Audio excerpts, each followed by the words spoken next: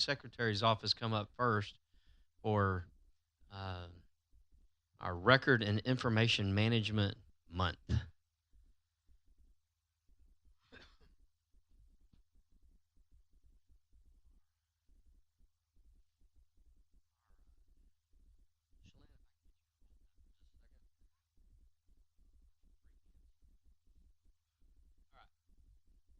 we go. All right, if I can get everyone's attention, I'm going to be blind if I do this, so I'm going to look over my glasses. Otherwise, I won't be able to read this. But we're going to do a series of proclamations tonight where we are recognizing several of the departments within our city for the great work that they do each and every day, and what it means to our city for the work that they do on behalf of our citizens. And the first one is our Record and Information Management Month. You can imagine the amount of sheer volume of records that comes through our city. It's quite a bit, and we have to manage that efficiently. So, whereas as the volume of materials that must be stored, searched, and properly disposed of expands annually, cities have become increasingly aware of the need for efficient, systematic approaches to managing records. And whereas the coordinated efforts between the records management officer, records manager, and the records management team are critical to collecting, organizing, and preserving the records of the city, and the management of departmental records is necessary for timely responses to public information requests as established and governed by the Texas Public Information Act. Whereas the efficient administration of information requires a comprehensive records management program under the direction of professional records administrators, and whereas implementation of a well planned records management program is essential to increase the efficiency and reduce the cost of storing and retrieving information and to ensure compliance with statutes governing records retention. Now, therefore, I, Kevin Cole, by the power vested in me as the mayor of the city of Pearland, Texas, hereby proclaim April 2024 as Record and Information Management Month. And I urge all of our citizens near and far to celebrate and reflect on the efforts of all city staff in being responsible custodians of the records of the city of Pearland. Given under my hand and seal this day, April 22nd, 2024. Round of appreciation for these folks who helped do that. Thank you. Thank you, guys. Anybody want to say something? So records management is very important in our city, and we have our records management in our police department. Everyone here who's staff creates records, even our council. So we have to maintain those, and we have this fabulous team of Chelan Cadmus, our records manager, and records analyst. Oh my God, Corey Smith. Sorry. All right, very good. Y'all come in over here. We'll get a picture real quick.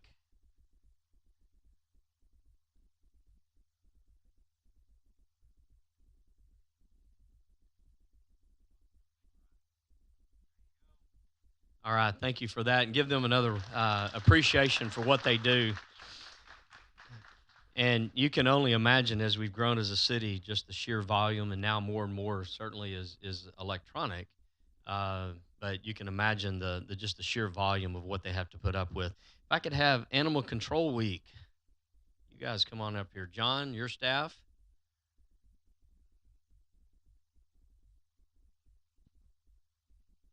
Good to see you. Good to see you.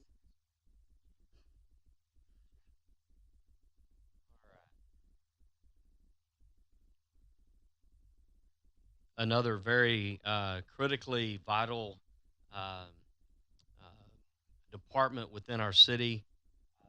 A lot of times, can you imagine? I mean, if we didn't have you guys, and we just had animals running everywhere with no control, with no anything going on in our city, just um, what it would be like. And so I think it would just take a week or two of that, and we would know real important, real quick, how important our animal control officers are. Whereas the National Animal Care and Control Association has designated the second week of April each year as Animal Control Officer Appreciation Week.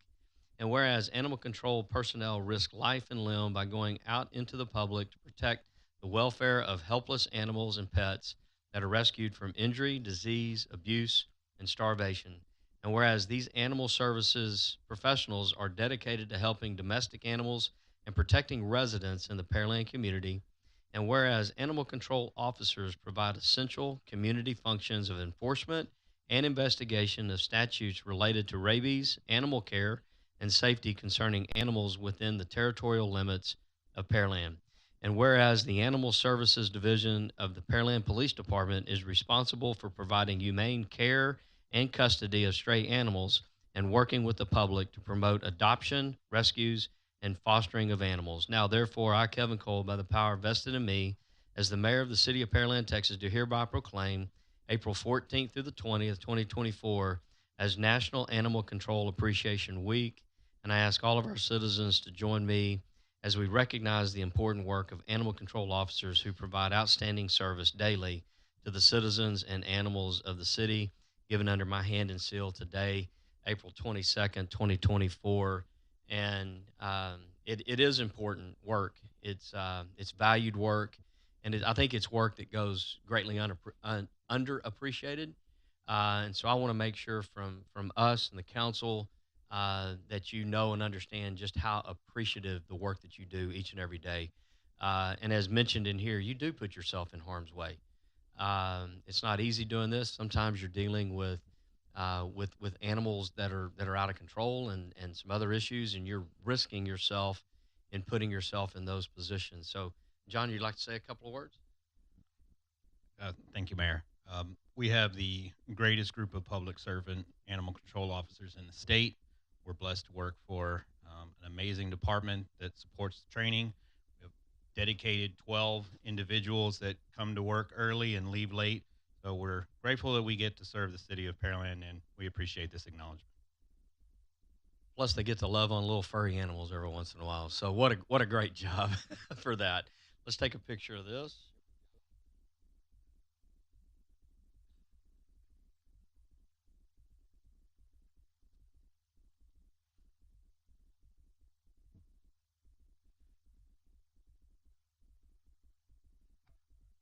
All right.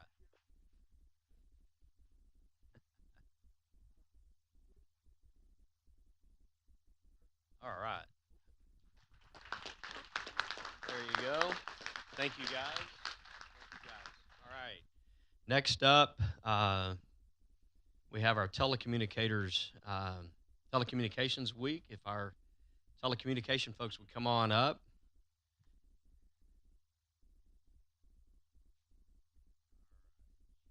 Another another incredibly valuable asset and resource within our city.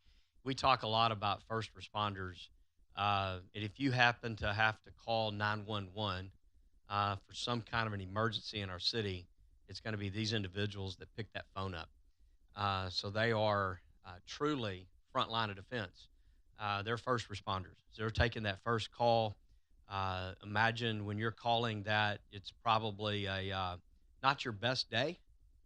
You probably hear all kinds of emotions in the midst of it, and they have to keep calm, cool, collected, diagnose, understand, and then direct a lot of traffic to get people to you.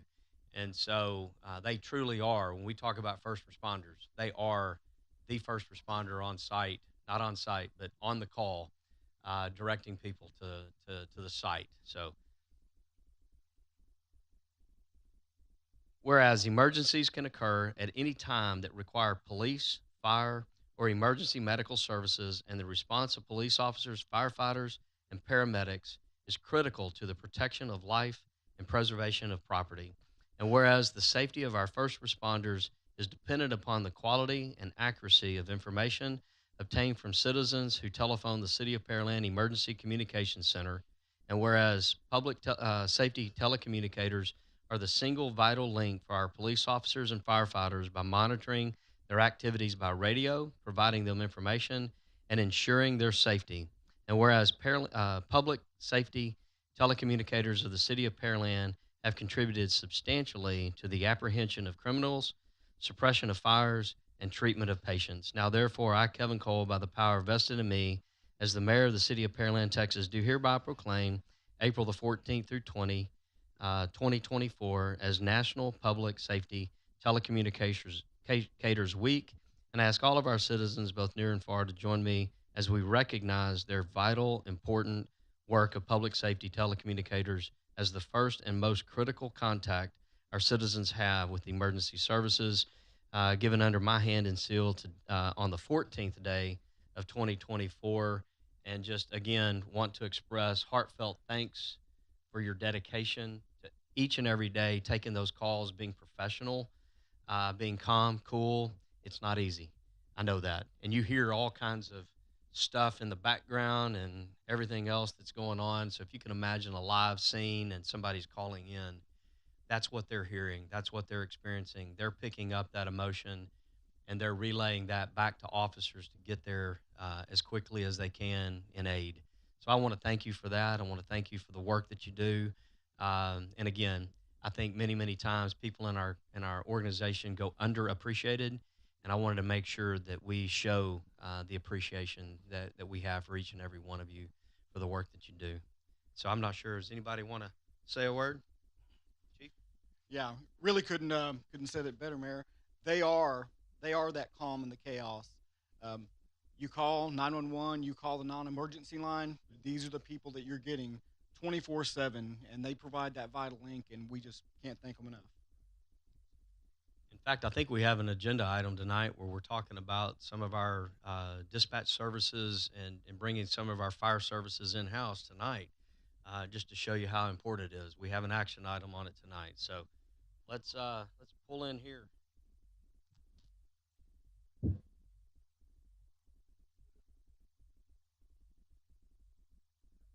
All right. And with that, there you go. All right. With that, we will start our meeting here in about 2 minutes. We'll get everything turned around.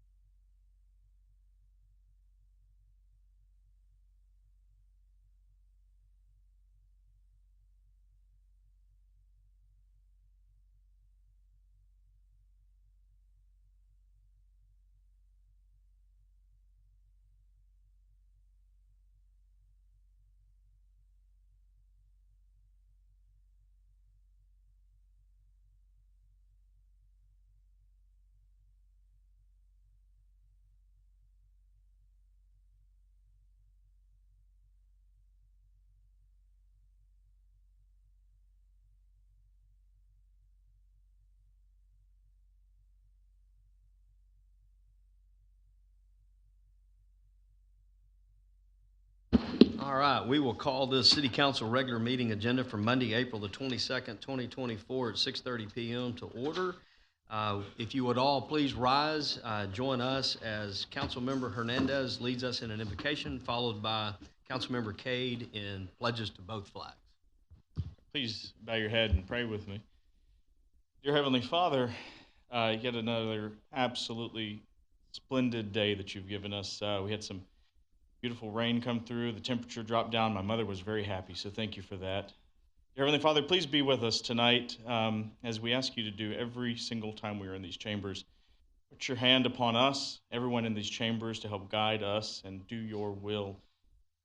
One thing that I often don't say, but I hear my fellow council members say, dear Lord, is to put your hand upon our first responders as well. And, just kind of seeing some of the craziness in the world, I guess it's a good thing for me to ask you to protect them as well, whether they are here in our city, in other cities, or even in other states, other countries, no matter what level, whether they're answering the phones, talking people through, as you just heard the mayor talking about just a second, dear Father, please keep them safe. Be with them and help guide them as you guide us this evening. And with these things, we ask for you to be with us, bestow your grace. In Jesus' name, amen.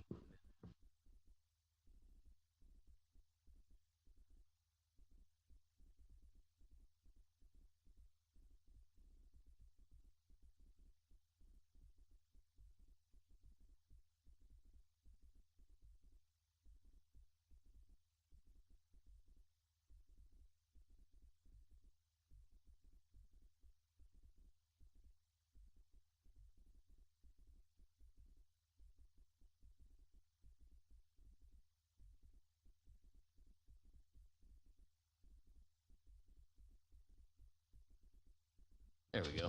All right. Thank you for everyone that's made their way out to City Hall tonight. Just real quick, want to bring up a couple of just a point of personal privilege, real quick. You see several of us with the I voted stickers on. Early voting in our local city and school board races started today. So very vital that you can get out and exercise your right to vote. And with that, we have a member who this will be his last official full meeting in Member Hernandez, who's term limited out. And the next regular council meeting, we will have a special meeting ahead of that to name the successor as we go through the election process. So wanted to officially thank you for your service over the last 6 years. The time and effort. I called on him to pray. I said, I got to get as much work out of him as possible before he leaves me.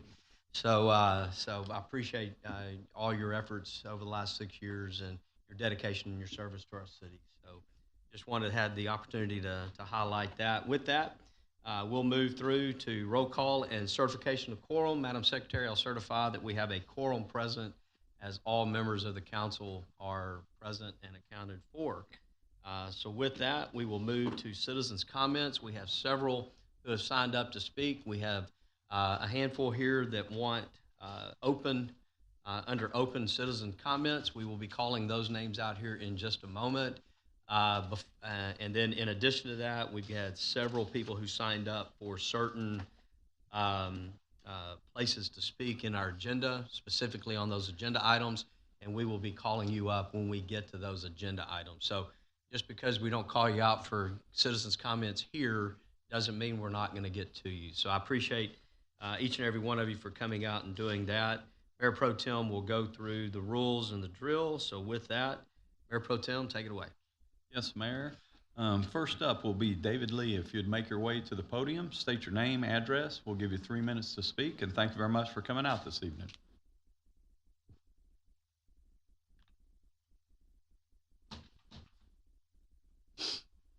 Good evening, Mayor, City Council. My name is David. Pull that mic over. There. Good evening, Mayor, City There you Council. My name is David Lee. I live at 2504 Longwood Drive, and thank you for having me here this evening. Mayor, as I promised, I'm here to update you on Longwood Drive. After 17 years in the same location, my wife and I decided to go ahead and drain our swimming pool and replaster it. That's a long time to go without replastering a pool. We replastered it, filled it back up, and as we watched it fill with water coming straight out of the tap there in our backyard, it turned green. My wife looks, you have to do something. Well, like a good husband, here I am. I've been informed that we do have a water quality group here in Pearland, and I will consult with them and have them come out and check the water and find out why the water is coming into our pool green. But this has been going on for some time. We remodeled our bathroom last year. Same thing, the bathtub filled up and the water was green. So we'll get that checked out and make sure that hopefully it's not the city issue. Maybe it's water pipes. We don't know. We'll find out and I'll update you on that. But this brings me to another issue, and that is simply the infrastructure of Longwood Drive. You know, we're about to spend a lot of money on Longwood Drive. We're going to be discussing some of that here this evening. And besides the patching of the road and the culvert pipes and the drainage issue, I just want to emphasize that we really need to look at Longwood Drive on a long-term basis.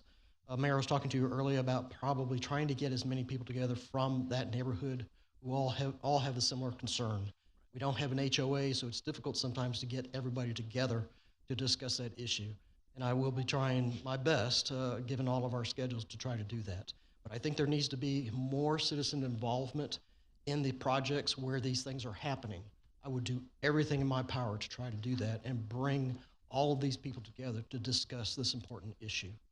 One of the things that my daughter brought up, who has a friend right down the street, is, Daddy, when are they going to put in sidewalks? You know, there's no sidewalks on Longwood Drive. There's ditches and whatnot, and we can't let her walk down to her friend's house. There's no sidewalk to ride a bicycle. There are other children on the street, and they have to walk in the street. So let's look at Longwood Drive from a long-term point of view. I know it's a collector street, and it is a busy street, but just like Broadway, I think we need sidewalks so it's safe for people to walk and ride their bicycles. Thank you for the time. Thank you, Mr. Lee. Good comments. All right, next up will be Mark Smith. If you'd make your way to the podium, state your name, address, and we'll give you 3 minutes to speak. Thank you very much for coming out this evening. Thank you, Mr. Koza. Mr. Mayor, council members, I think y'all know who I am, but for the record, my name is Mark Smith. My address is 4008 Long Heritage Drive here in Pearland. And I'm coming here tonight not as necessarily as a citizen. I've got my lawyer hat on. Most of you know, I think, that I represent Brazoria County ESD4, and that ESD4 contracts with the city to provide fire and EMS service to the district. The Board of Commissioners for ESD4 asked me to come to you to talk to you about a potential contract amendment, with the thought being, well, let me take a step back. The contract that is between the city and the district essentially contemplates that we have to maximize our tax levy in order to pay for the services. But the contract didn't contemplate any sort of exemptions from our tax levy for over 65 and disabled. So the board asked me to come and just essentially put a bug in your ear that we might be coming to ask for a contract amendment just to match the city's exemptions on those two categories. Obviously, it's not a large population in our district. It shouldn't impact the overall amount that we pay to the city in any great degree, but again, something that my Board of Commissioners wanted me to come and mention. My plan is to draft some language, obviously get with the city attorneys and Mr. Hardy in order to kind of flesh that out a little bit. So this is not going to be anything imminent, but just something coming down the road. So thank you for your time and hope you have a great meeting. Very good. Thank you, Mr. Smith. The heads up is always appreciated. Thank you. All right, our next for citizens' comments and our final speaker will be Glenda Frazier. If you would make your way to the podium, state your name, address, and we'll give you 3 minutes to speak. Thank you very much for coming out. Good evening, Mayor and City Council. My name is Glenda Frazier, and I reside at 11412 Gladewater Drive. I'm here tonight in regards to the size of the trash and recycle bins that we're required to use. 96 gallons is awfully large, especially when there's only 2 people in the household.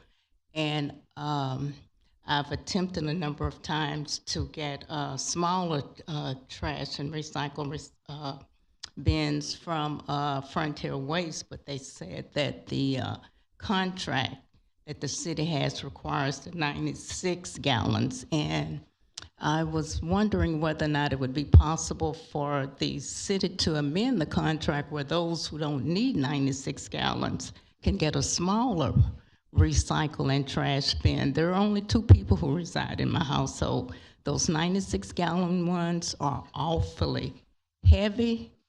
My husband will be 83 and I'm almost 73. And there are bump stops, so they're difficult to get in and out. And I know that they have curbside where you can roll it out, but it's still difficult to get out. So that's what I'm here about, possibly having the city to revise the contract where those individuals who want smaller bins, like the 62-gallon ones, can get the smaller bins. Thank you. Thank you, Ms. Frazier. Trent, I don't know if somebody here could maybe exchange some information with her so we can communicate offline and see what we could do to either accommodate or help and get that request. I think we still have a couple more years on the contract. So. We do, and we've got some other mechanisms to deal with that, so we'll get her contact info. Right, yeah. I think that way we can get some good information to her. So is that all the general comments? Yes, Mayor. I believe so. So thank you for that. We will move forward in our agenda to public hearing number 1. Martin, are you presenting tonight? There we go. If you would read into the record the reason for the public hearing and then move into the staff report. Thank you, Mayor. So for this first public hearing, this is a request by Mona Malone, applicant, on behalf of Jerome Karam, owner, for approval of conditional use permit for a child daycare center business use within the office and professional district on approximately 6.309 acres of land. This property is generally located at 3801 Liberty Drive. So as mentioned, this is a request for a child daycare center. City Council previously saw this about a month or so ago, where we changed the zoning of the property to office professional. The future land use of the property is still medium density residential, and we've not received any public comments on this property. So as you can see, this is the updated map showing the office professional development, or the office professional zoning district, generally surrounded by the R2 zoning district. Here you can see the medium density residential future land use plan, or the future land use plan showing medium density residential. And then it has the park just down the street, down Liberty Drive. And then you've got low density residential across Mary's Creek. So here you can see an aerial view with a variety of callouts for single family detached residential on 3 sides, and then Independence Park and some undeveloped property across Liberty. So as mentioned, this property you've recently seen was annexed in 1960, developed with the 2 buildings that were occupied by a school. Previously, there was a conditional use permit in 2011 for an institution of religious, educational, or philanthropic in nature to occupy the site, and that uses remained. The property, as I mentioned recently, went through the zone change process from R2 to OP, and the proposed use for the additional child daycare facility that is classified as a business is allowed through the conditional use permit in the office professional zoning district. So as a reminder, here are some views of the property looking across Liberty Drive. And then this is the site plan with their proposed plat of the property. Here you can see the 2 buildings. Building B is the one that they are requesting for, but as a part of their application, they're also requesting for the use to be allowed within both Building A and Building B. So that would be for the full extent of the 6.309 acres. That would potentially allow them flexibility in the future should a user move out of Building B and them have occupancy or allowance for occupancy within Building A. It was notified within the the notifications for the whole site to potentially accommodate this, but it would be a condition that that City Council would need to adopt with the resolution. And that 6.309 is exclusive of the 1.981 acre tract that was a remainder outside of what was zoned OP. So in staff's analysis, this meets the criteria for approval of a conditional use permit. And it's consistent with the office professional designation. Therefore, staff recommended approval of this conditional use permit.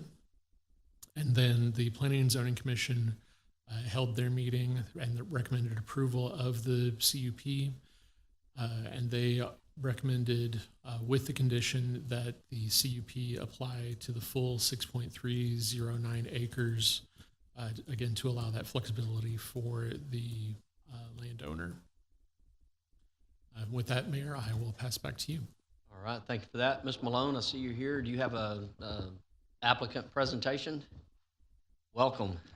For the record, go ahead and give us your name and address for the record and then go into your presentation. Thank you.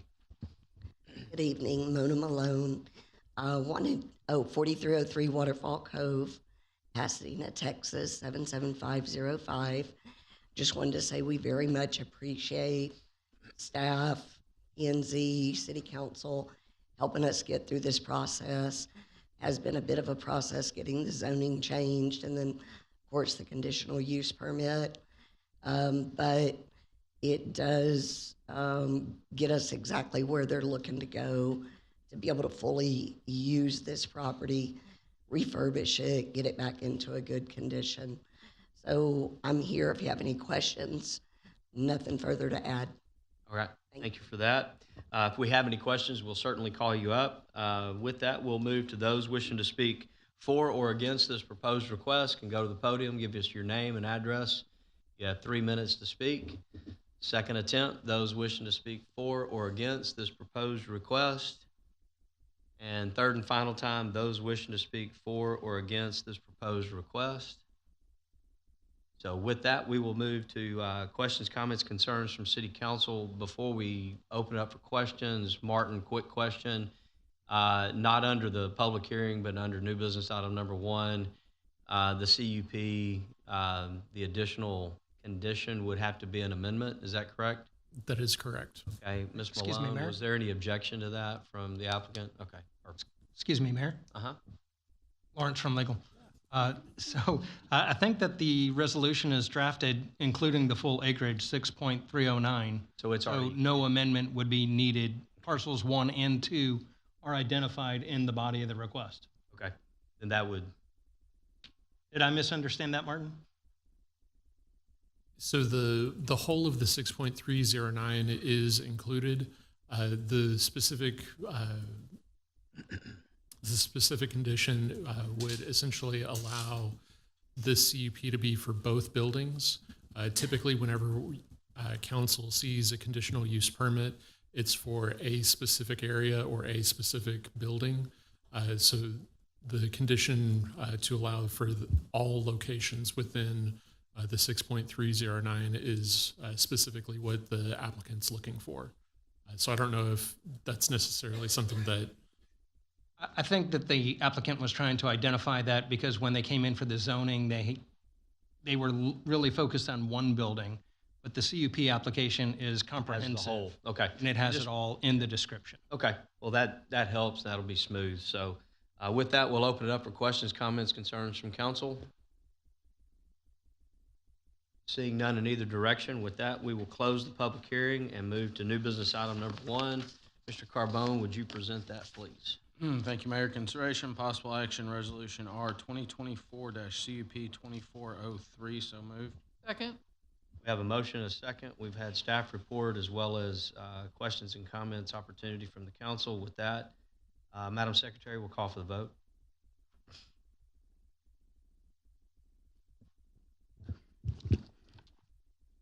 Member Carbone? Aye. Member Chavarria? Aye. Member Hernandez? Aye. Member Cade? Aye. Member Tuman? Aye. Member Patel? Aye. Mayor Pro Tem Koza. Aye. Motion passes 7-0. All right. With that, thank you, Ms. Mona, for all the help and patience in getting that through. Thank you very much. With that, we'll move to public hearing number 2. Martin, same drill.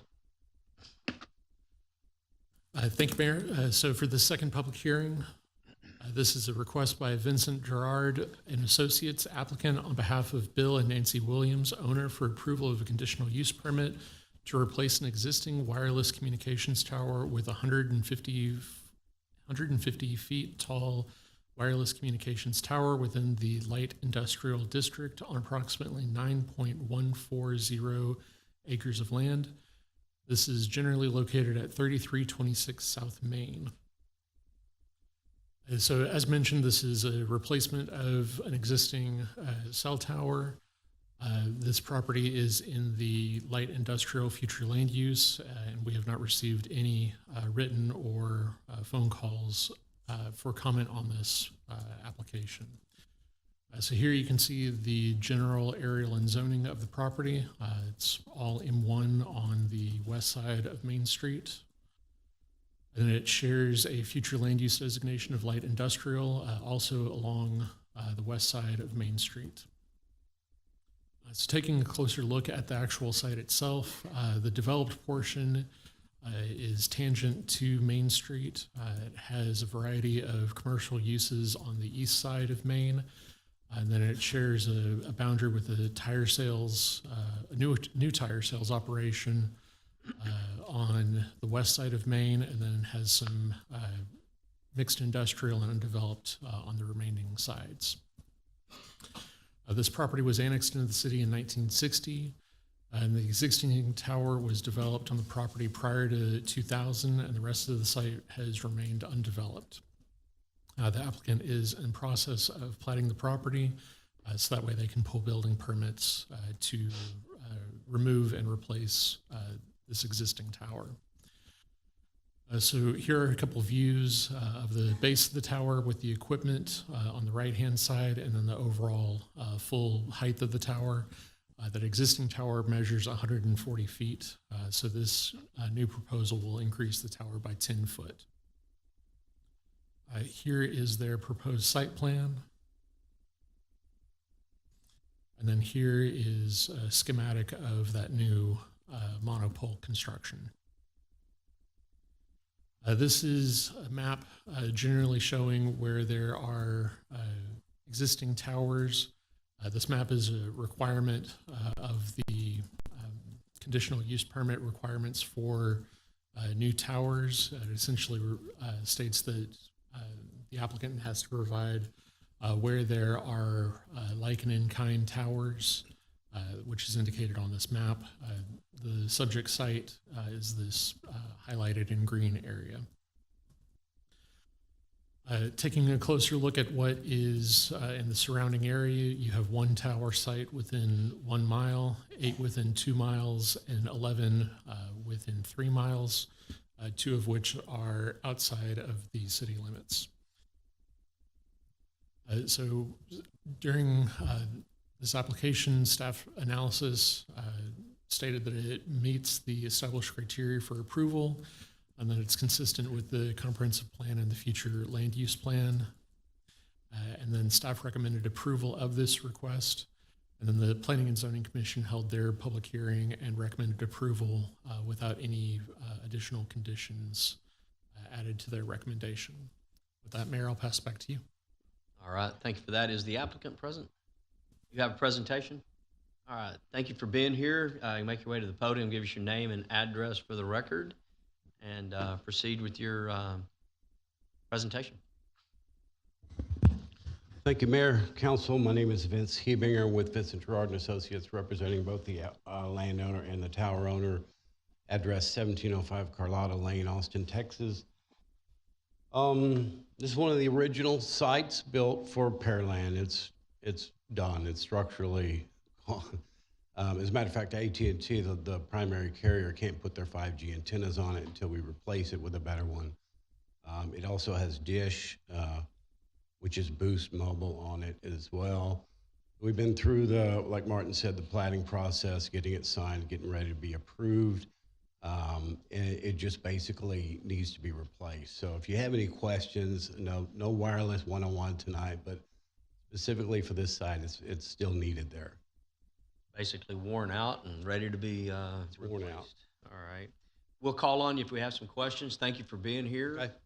So with that, we will move to open it up for public input. Those wishing to speak for or against this proposed request can go to the podium, give us your name and address, have 3 minutes to speak. Second attempt, those wishing to speak for or against this proposed request. Third and final time, those wishing to speak for or against this proposed request. Seeing no one moving in that direction, we'll open it up for questions, comments, concerns from City Council. Ms. Cade, go ahead.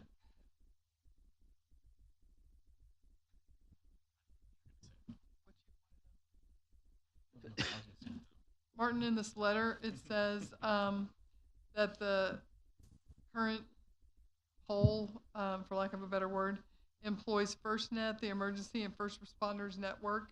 Is that the only monopole in the city that does that?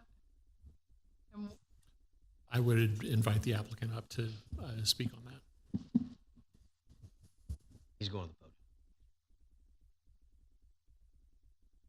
Thank you for that question.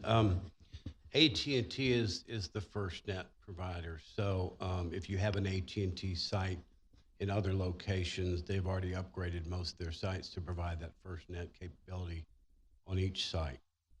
So this one specifically, I am not sure we were able to put that equipment on that pole or not, but that would be the first thing they did on the new pole. so no, we're not necessarily relying on this one pole for our first. Oh, no, ma'am. All the AT&T sites now go in with the equipment on FirstNet. All right, thank you. Mr. Hernandez. Thank you, Mayor. Maybe want to stay up there. So, years ago, a tower came before us, and I asked the applicant if it was possible to to make it decorative. And so I know that there are some of these types of installations that, make the corridors look a little bit nicer. And at the time, they said, well, we'll see what we can do. And of course, it manifested nothing. So at that time, Mayor, I kind of said if this ever came before me again, I would make it a point that if I'm going to say yes on this, there's going to have to be some decorative element to it. So I'm just putting that out there this evening that if you've got anything to say about that, the feasibility of that, that's where I'll fall tonight. Do you have plans on what the look is going to be? I'm sorry? It's basically multiple times we've been asked about, providing something different. They went through the process of doing unipoles or flagpoles with everything hidden in the site itself. Those things just do not work. Matter of fact, I've gotten 3 calls in the last few years of those falling off because they get too much heat inside them. They don't ventilate. There's other municipalities that ask for a tree or a palm, which its beauty is in the eye of the beholder. I mean, it sometimes sticks out like a sore thumb. What I do know, by being in this business for 25 years, is the least obtrusive is the standard monopole. As a matter of fact, a lot of people don't know where the closest tower is to their house as well. So unless you're in the industry like mine, you don't really notice them unless you're looking for them. So don't know if that answered your question, but what we're trying to do here is replace like for like to be able to put all that antenna infrastructure on there. Thank you for that. Mr. Tooman? So in your drawing here, I don't see any type of beacon or light on top of it. I think the requirement's 200 feet. I know you're at 150 feet, but with the proximity to the Pearland Airport and we get a lot of helicopter traffic, would you guys consider putting a light on top? Well, each one goes through the FAA study. So in this case, the FAA study did not require a lighting on it. Like you said, if it's 200 feet or more, then it requires light, period. But within the regulatory process of getting this new site approved, FAA did not require it lit. Yeah, the question was, would you guys consider putting one on? Would we consider that? That goes with a lot of details on that. It also goes with the software program when the light goes off. If it's not necessary with the FAA, if it's a condition of the CUP, we would have to look into that.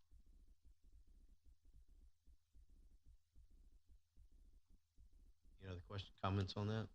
Any other questions, comments from council? All right, with that, we Mayor, will. if I can Yep. take a moment, Martin over here.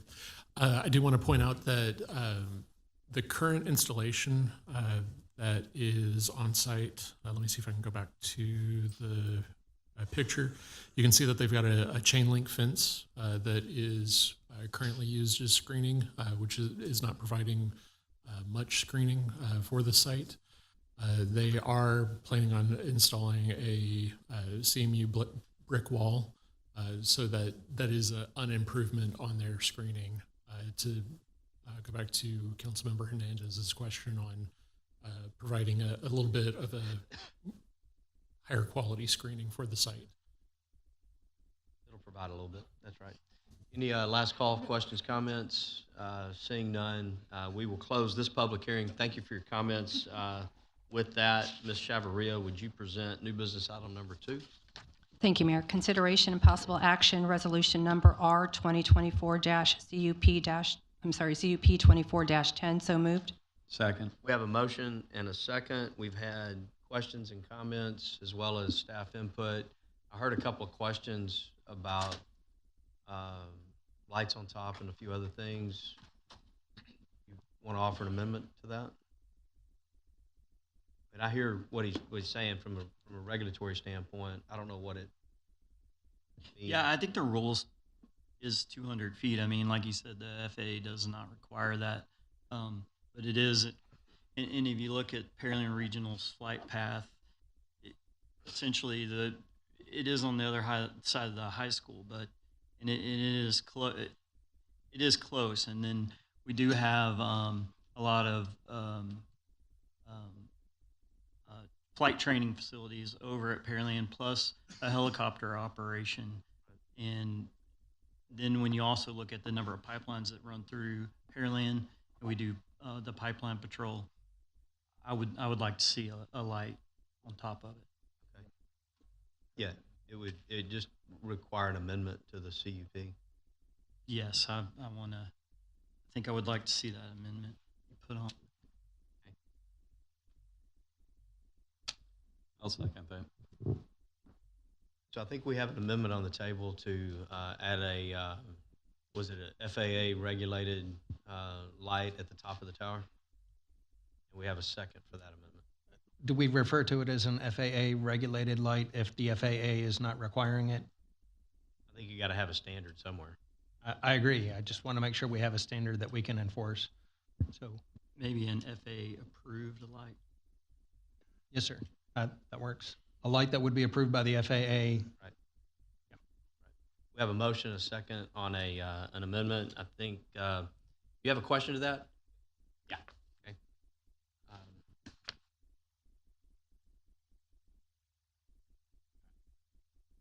So within that motion, the big difference is the FAA regulated. So it won't be FAA regulated. Right. But you could put a light on there that is monitored, that doesn't go the notice of airmen if it goes out, or has that software package that they have to put on for those regulated FAA sites. Within your motion, you can basically ask the tower company to put a light on there and monitor it themselves. So there's a little bit of big difference there in what you're asking for. So an FAA compliant, I think, is what we would be talking about there. So Member Tooman, do you want them to have, if the light bulb goes out, nobody would know about it? So I understand what he's saying. Basically, he's saying that a light's going to be put on top, and then along with the light, there is additional software and program that sends out. It's called a NOTAM, Notice to Airmen, that says the light's out. Since it's not at 200 feet, and we're asking them, I don't see any need to have that software. I would just be happy with a light. Okay. Would you be okay with that? Yeah. Much better, actually. Yes. Yeah, you know exactly what you're talking about. So yeah. found the pilot. Yeah. Does our motion to amend cover that? Yes, sir, because I think we said I forgot the wording of it. It wasn't FAA compliant. A light that could be approved by the FAA, which is different than a light required by the FAA in the software.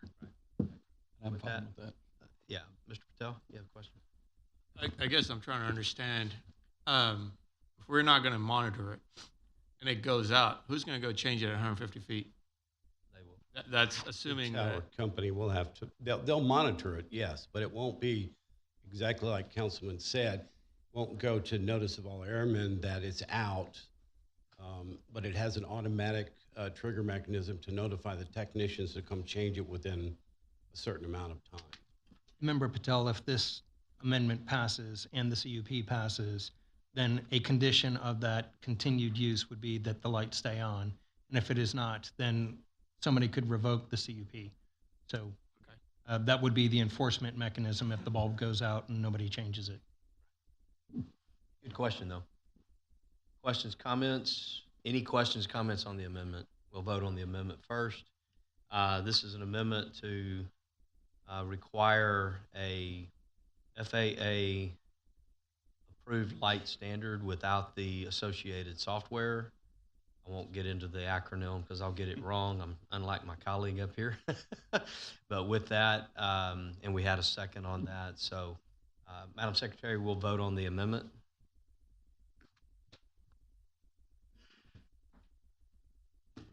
Okay. Member Chavadilla? Aye. Member Hernandez? Aye.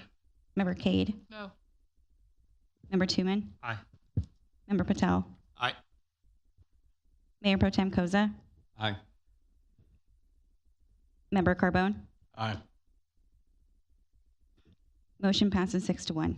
All right, with that, we have an amended motion on the table for discussion. Member Hernandez? Yes, Mayor, I would like to also offer up a motion to amend this resolution to include that this tower be decorated in a manner that is consistent with the trees that are already present in the area.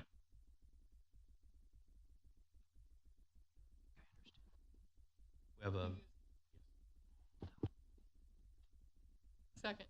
We have a motion and a second to amend further to make the pole. I'm not sure how you do that. Is that There's a ton of the options there. does everybody understand the motion to amend? Right, make the cell tower pole look like a tree. Consistent with the nearby Right. trees. Yes. Consistent with the nearby tree. So it doesn't look like a Christmas tree or a palm tree or. True. I think that's consistent. Any questions on the motion to amend? I'll have tons if it passes, but I don't know that it passes. All right. Any other questions, comments? Seeing none, Madam Secretary, we're going to vote on this motion to amend. Member Hernandez? Aye. Member Cade? Aye. Member Tuman? No. Member Patel? no. Mayor Pro Tem Koza? Nay. Member Carbone? No. Member Chavadilla? No. Motion fails. All right, so we're back to the underlying motion with the previous amendment in place. Last call, questions, comments? Seeing none, Madam Secretary will call for the vote on the amended motion. Mayor Pro Tem Koza? Aye. Member Carbone? Aye. Member Chavadilla? Aye. Member Hernandez? No. Member Cade? No. Member Tuman? Aye. Member Patel? Aye. Motion passes. All right. Everybody with us today? 5-2. All right, here we go. Thank y'all. On to public hearing number 3. Thank you for being with us tonight. You're welcome. Appreciate you Thanks much. for having me. All right, with that, Martin, on to public hearing number 3. Thank you, Mayor. So for this third public hearing, this is a request by James Ramirez, applicant, on behalf of Chantel Barnett Russell owner for approval of a conditional use permit for auto repair major use within the general commercial district on approximately 2.793 acres of land. This property is generally located at 1415 Broadway Street. So as mentioned, this is for a major auto repair. Specifically before you tonight is for a collision repair center. This is within the retail offices and services use, and there were 4 written comments in favor of, and then there was 1 speaker at the P&Z meeting when this item was heard. So here you can see the outline of the parcel and that it is within the general commercial district. And that this property is generally all within the retail offices and services future land use category, with a portion of it in the low density residential that happens to be within the creek. Here you can see Briar Glen subdivision, so a mixture of commercial uses, and that the property already shares space with an existing auto repair facility. So this property was annexed into the city in 1960. From 1983 to 1992, the existing buildings on the property were constructed. In 2011, the City Council approved a conditional use permit to allow for the co-location of an additional tower on an existing cell tower site that was at the back end of the property. That was through CUP number 47. And this property is currently not platted. So here is a view of the existing building and that cell tower in the background. And then this is the applicant's proposed site plan, and we'll walk through the uses in the following slides for the 3 buildings. So this first building, this is the office, the majority office portion of the building. This is the building that is closest to Broadway. So Broadway would be over here on the left-hand side of the screen. The second building is the building immediately behind that building. It's the paint and alignment portions of their use. And then the body shop is the third building. That's the building behind the existing auto facility that's on the lot. So this is our map indicating all of the auto repair uses that are in the area. As you can see, there are 5 within 1 mile, 13 within 2 miles, 7 of which are outside of city limits, and then 28 within 3 miles, 18 of which are outside of city limits. Staff finds that this proposed use meets the established criteria for approval of the conditional use permit, and that we are recommending some conditions that are consistent with approval of the CUP. The CUP is also consistent with the comp plan, future land use, and other plans and intent of the general commercial zoning district. So as mentioned, staff is recommending a few conditions. The first, that the facade facing Broadway be brought into compliance with the facade requirements of the Corridor Overlay District for transparency, articulation, and the Corridor Overlay District color palette. Second of which is that that a landscaped area be provided along Broadway Street that is outside of any minimum required fire lane and drive aisles. And third is that the existing barbed wire fencing be removed from the property. This was taken to Planning and Zoning Commission, where it received a 7-0 vote to recommend approval. And on top of the 3 recommended staff conditions, the Planning and Zoning Commission added 2 additional conditions, which are that an approved privacy fence be provided along the side yard. This is the east side property line, and that was in consideration for the music shop that this property shares a border with. And the second of which is that the applicant demonstrate that the proposed change of use will not negatively affect stormwater runoff, and that would be taken care of through the building permit stage, or that analysis would be provided during the building permit stage. Should all of these conditions be added on to the approval of the resolution? With that, Mayor, I'll pass back to you. All right. Is the applicant present? Do you have a presentation, or are you just here to answer questions? Either way. Okay. Yeah, go ahead and go to the podium. Give us your name and address for the record. You can present your case, and also be here to answer any questions we might have when we get to the city council questions and opportunities there. Thank you for being here also. Thank you. Sure. Good evening. My name is James Ramirez. I preside at 5715 Medway Harbor in Sugar Land, Texas. My name's Edward Alvarado. I reside at 1807 Lazy Creek Lane in Pearland, Texas. Right around the corner. Well, thank you for having us this evening, Mr. Mayor and Council. One of the requests that we had was, because of the way this building is built and how long it's been built, there really isn't any green area. We would have to rip up an entire driveway to be able to meet the codes that are required to put trees in this in the front. And I really just don't think the owner of the property is going to do so. She had proposed, she wants to do like shrubs in the front to look the same as the adjacent building that is in the same property. That was really her only request.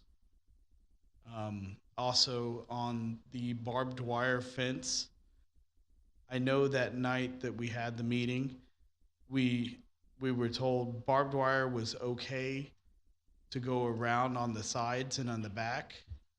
We know that the front, where Broadway's facing, we did, one of the things we were already going to do was wrought iron fencing. And we had approval from the music hall next door, as long as we put some kind of privacy right there. They were fine with it. Evidently, the old tenants threw trash over there. And I mean, really, it's just wooded area in the back, but, you know, we agreed we would do that for her. And that's it. Okay.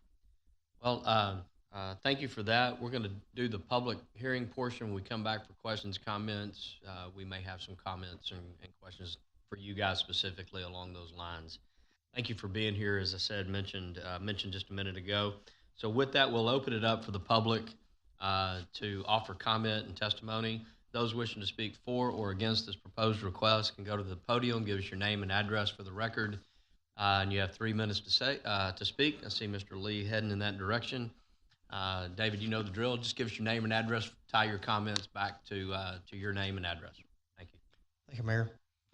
Again, my name is David Lee, 2504 Longwood Drive. As you can see from the map, can you pull the map back up to where it shows the location, please? Okay. There you go. At that location, you'll see that the Longwood Drive is in very close proximity. There are also other auto repair companies there in close proximity. Those auto repair companies have used Longwood Drive as their test run when they get through running, repairing brakes, transmissions, or whatever. And we've had to call the police several times to come out and basically monitor that street. Of course, they can't do it, 8 hours a day. It has to be done during certain periods of time. So it's one of the reasons we're having the difficulties with Longwood Drive as far as the street being torn up, being abused, and I want you to take that into consideration when considering this. It does increase the traffic, and remember I said earlier, we do not have a sidewalk on Longwood Drive, and I'm afraid this is going to increase traffic. It's a lot more convenient for these auto repair companies to use that street rather than to go out on a busy street such as Broadway. Thank you. Thank you for that comment. Second attempt, those wish to speak for or against this proposed request? Third and final time, those wishing to speak for or against this proposed request.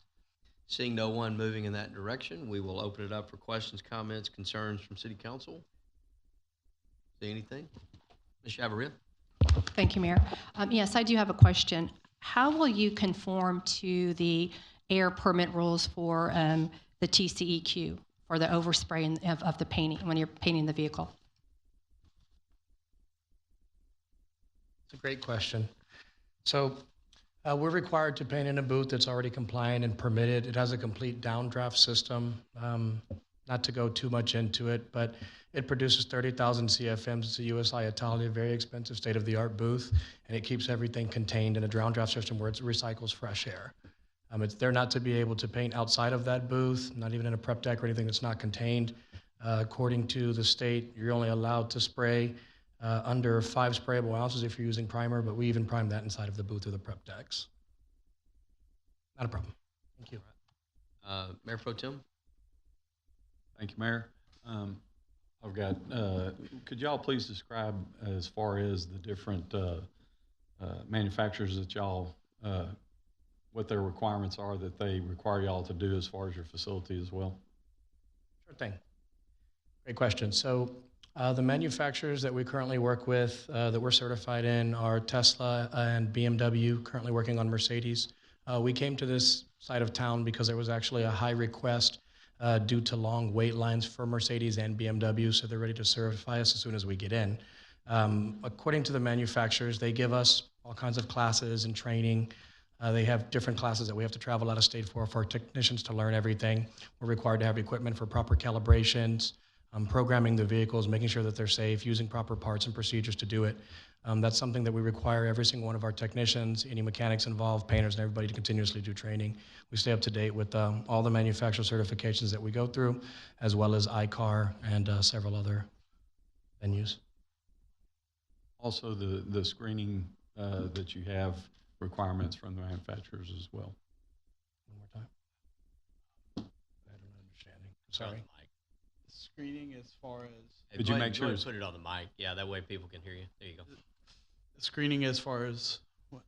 At the P&Z meeting I saw where y'all talked about as far as the cars that come in that are wrecked, where you don't have them visible to the street as far as people being able to drive by and Yeah. Exactly why we were going to do the wrought iron fencing, and then we usually use just like a privacy mesh in there. The manufacturers require us to not really have in view wrecked cars. It's just an eyesore. We don't want that. Okay. All right. And then as far as Mr. Lee's comment, y'all okay without making his street a drag strip for him? Yes, sir, absolutely. So when we're doing calibrations of the majority of these vehicles, they're required to get up to speeds of maybe 60, 65 miles an hour for an extended period of time. It would be impossible to properly calibrate the vehicle and program it, doing it in like a back street or a neighborhood. We'll have to go onto the feeder and get onto the highway to do most of these cars. So I don't think that he would have an issue with us test driving down the drive. Thank you. Appreciate that. Sir. Just to add to that, we're not a performance shop. We're not a mechanic shop. We're not doing oil changes or anything like that, and we're not going to drag race down your street, sir. Hernandez? Thank you, Mayor. Mayor Pro Tem Koza addressed Mr. Lee's question I was going to ask, but I'll say that I recently had to take my vehicle in for some body work at a shop in Houston that specialized in my make, which you will service soon, and was in there in the actual body shop for 41 days, and the total repair turnaround was over 60. So, I mean, I think definitely having other options nearby would be fantastic. Thanks for coming to Pearland. Any other questions, comments? In terms of the screening out front, I'm just looking on the street view. I drive by this quite often. What do y'all expect? I mean, there's what, maybe 7,500 square foot of grass right next to 518, and that's it. And I'm looking at staff. So one of the Thank you, Councilmember Carbone, for bringing that to our attention. As you can see here this is about where the right-of-way is to the edge of the building is about 60 feet. So maintaining a 20-foot parking stall and then a 24-foot back out leaves you about 16 feet of area that is additional concrete that could be removed in order to provide a landscape strip there. Now, that's not in full conformance with the corridor overlay district that requires the 30-foot landscaping, but it is a step in the right direction for providing beautification within our one of our primary corridors, which was one of the goals of adding that condition. Okay. I mean, on this picture on the screen, if there's no way, but if you could scroll a few degrees to the right, you'd see the facade of the neighboring building completely fallen off. I guess I struggle. That's a big expense, and it's gonna it might look good from this view in the future, but it's gonna stick out like some of our sidewalks that go from nowhere to nowhere. So I understand the intent behind it, but I'm fine with not with keeping that requirement off.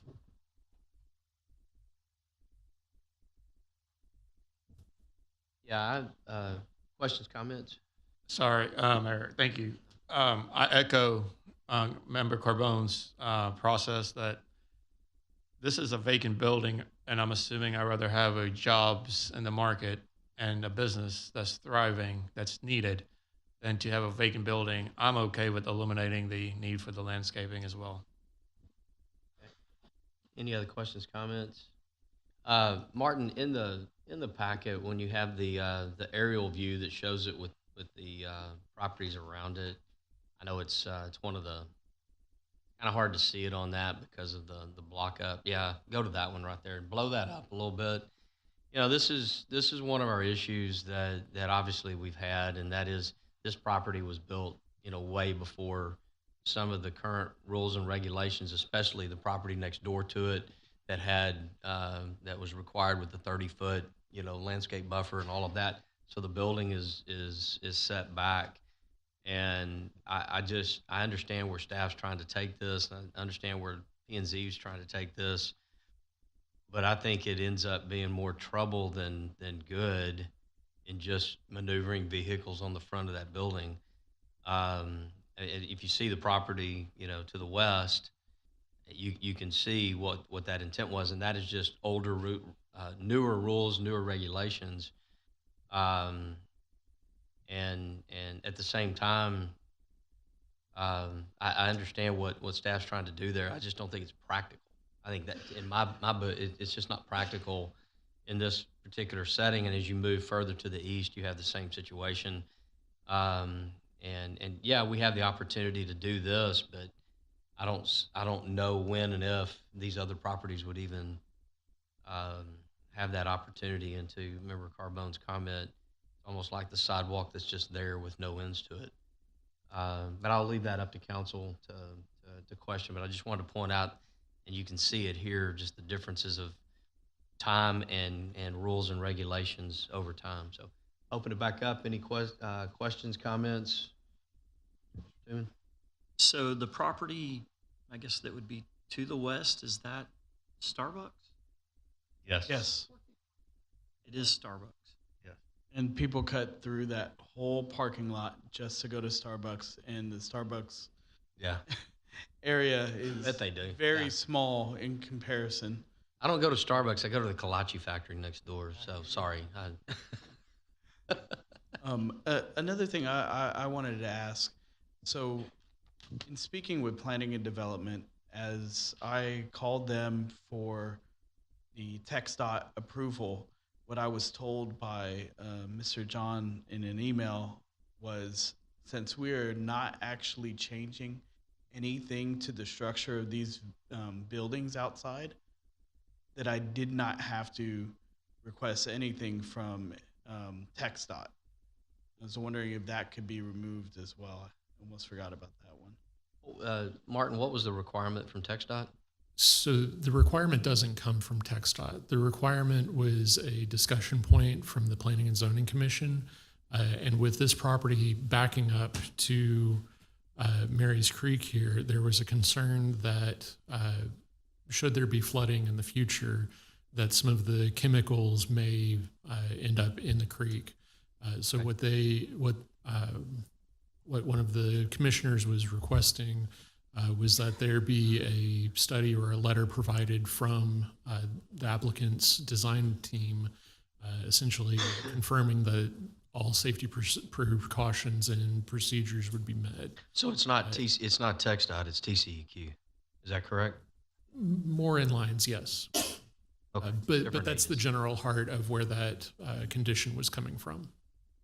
So for my understanding, it was TxDOT on the reconstruction of the front that I had to get approval from TxDOT and do a traffic call. Okay, so if we force the landscaping and we did that, that may change some things on the front. That's where the TxDOT potential permit would come in, if I understand. Yeah, not about the draining, Martin. I was understand the draining. We actually, so our current facility in Houston, we're required to put grease traps and everything, and that was going to be done and provided anyways. Okay. But you did say that the owner of the building was committed to putting some type of, you said shrubs, something out there, just so me and make her whatever had a attempt. discussion, and she was like, the only thing that you could, if you see that right there where the cursor was in the middle, that little green patch. Yeah. We were planning on putting shrubs around there. If you look next door, I mean, they have a flower bed that's maybe a 2x4. Yeah. I mean, we really don't have much to work with. Yeah, because I wouldn't want anything large there anyway, because I mean, we have so many things where it's so difficult to see around to get onto the. Difficult to see around the tree, and it would also block the signage. Yeah, normally I would try to push this. I think everybody up here knows, but I mean, the setback really is tough on this. So I don't know. I'm not gonna. I mean, I promise it's gonna look good. Yeah, Especially Martin, if we're gonna have BMW no, I think you're right. So along the property line, is that black line the property line as best we know?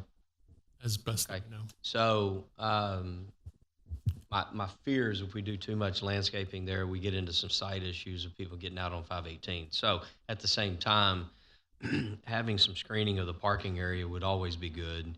And the question would be what type of low to medium profile that you have along that property line that would be able to screen the parking. That would provide some greenery in the front. At the same time, making sure that sight lines, people pulling in and out, obviously out. They just got their car worked on. Correct. Let's not step out into traffic Not the and have a easiest problem. place to get out of. Yeah, let's make sure that we don't, do that. That would be. But it looks like you got a sewer line down through there. It's been Topes for years. Or no, Topes is next door. Topes is still there. Topes is still there. Yeah. They're staying next door. Yeah. And that was old Barnett drywall. Right. So the buildings are getting redone. The skins on them. It's planning on doing the canopy with cables going through, so where you can see through the chain link fence. It's gonna be all wrought iron and probably put some signs in there just to kind of block the view.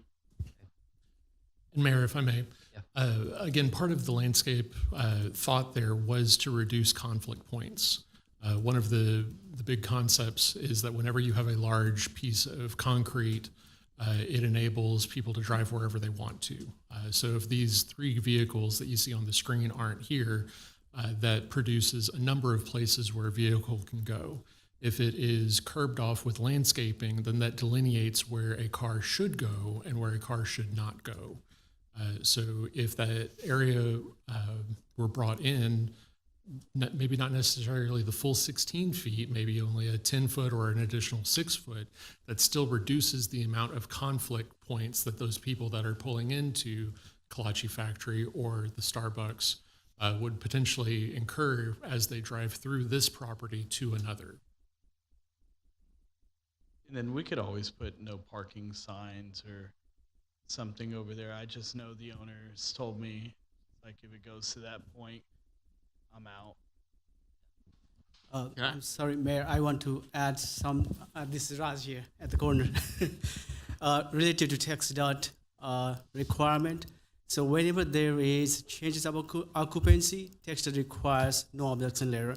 Most of the time, when the uses is consistent with what is being used now, we don't ask the developer or applicant to go to tax dot. Since this is a little bit of change of the uses, so we would normally ask the applicant to go tax dot, at least get no objection from there, so they are aware that business is changing and the driveway pattern will be changing. That is the reason John mentioned that tax dot no objection is required. Okay. Okay, I got it. It's really a text dot requirement of no objection on an occupancy change. It's not related to the CUP. Right. It would be something required regardless. Even if it was a by right, they're not getting a CUP, change of occupancy, they would still require that. Got it. Okay. Patel, do you have a question?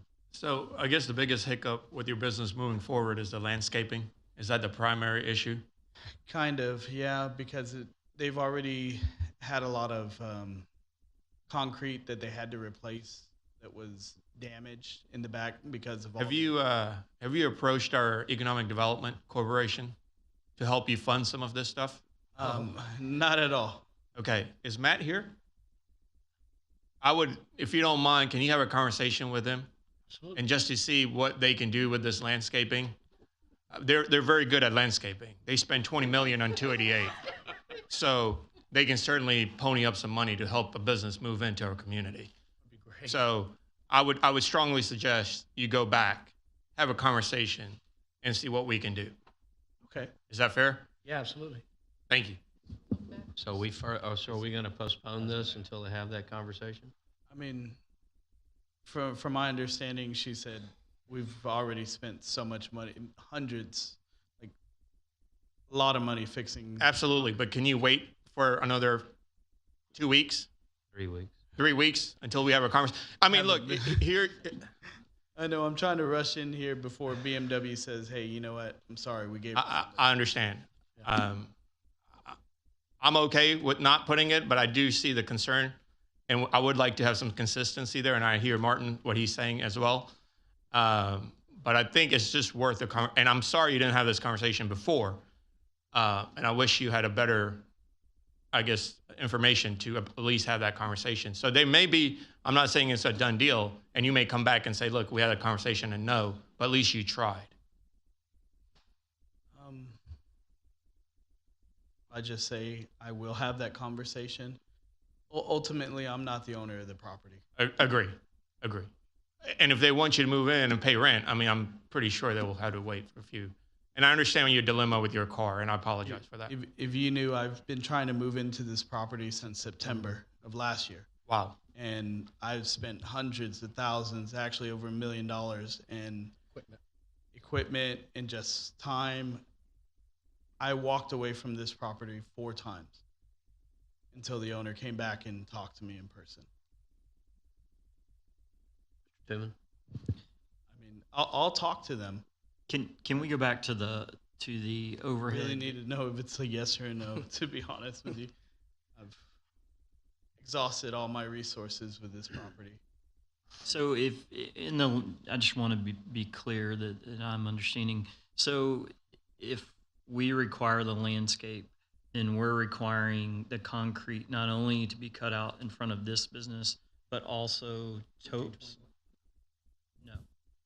Negative, Councilmember Tuman. We were only suggesting for this portion of the property because that is the only portion that the applicant is truly requesting for. Okay, but it is all one property, right?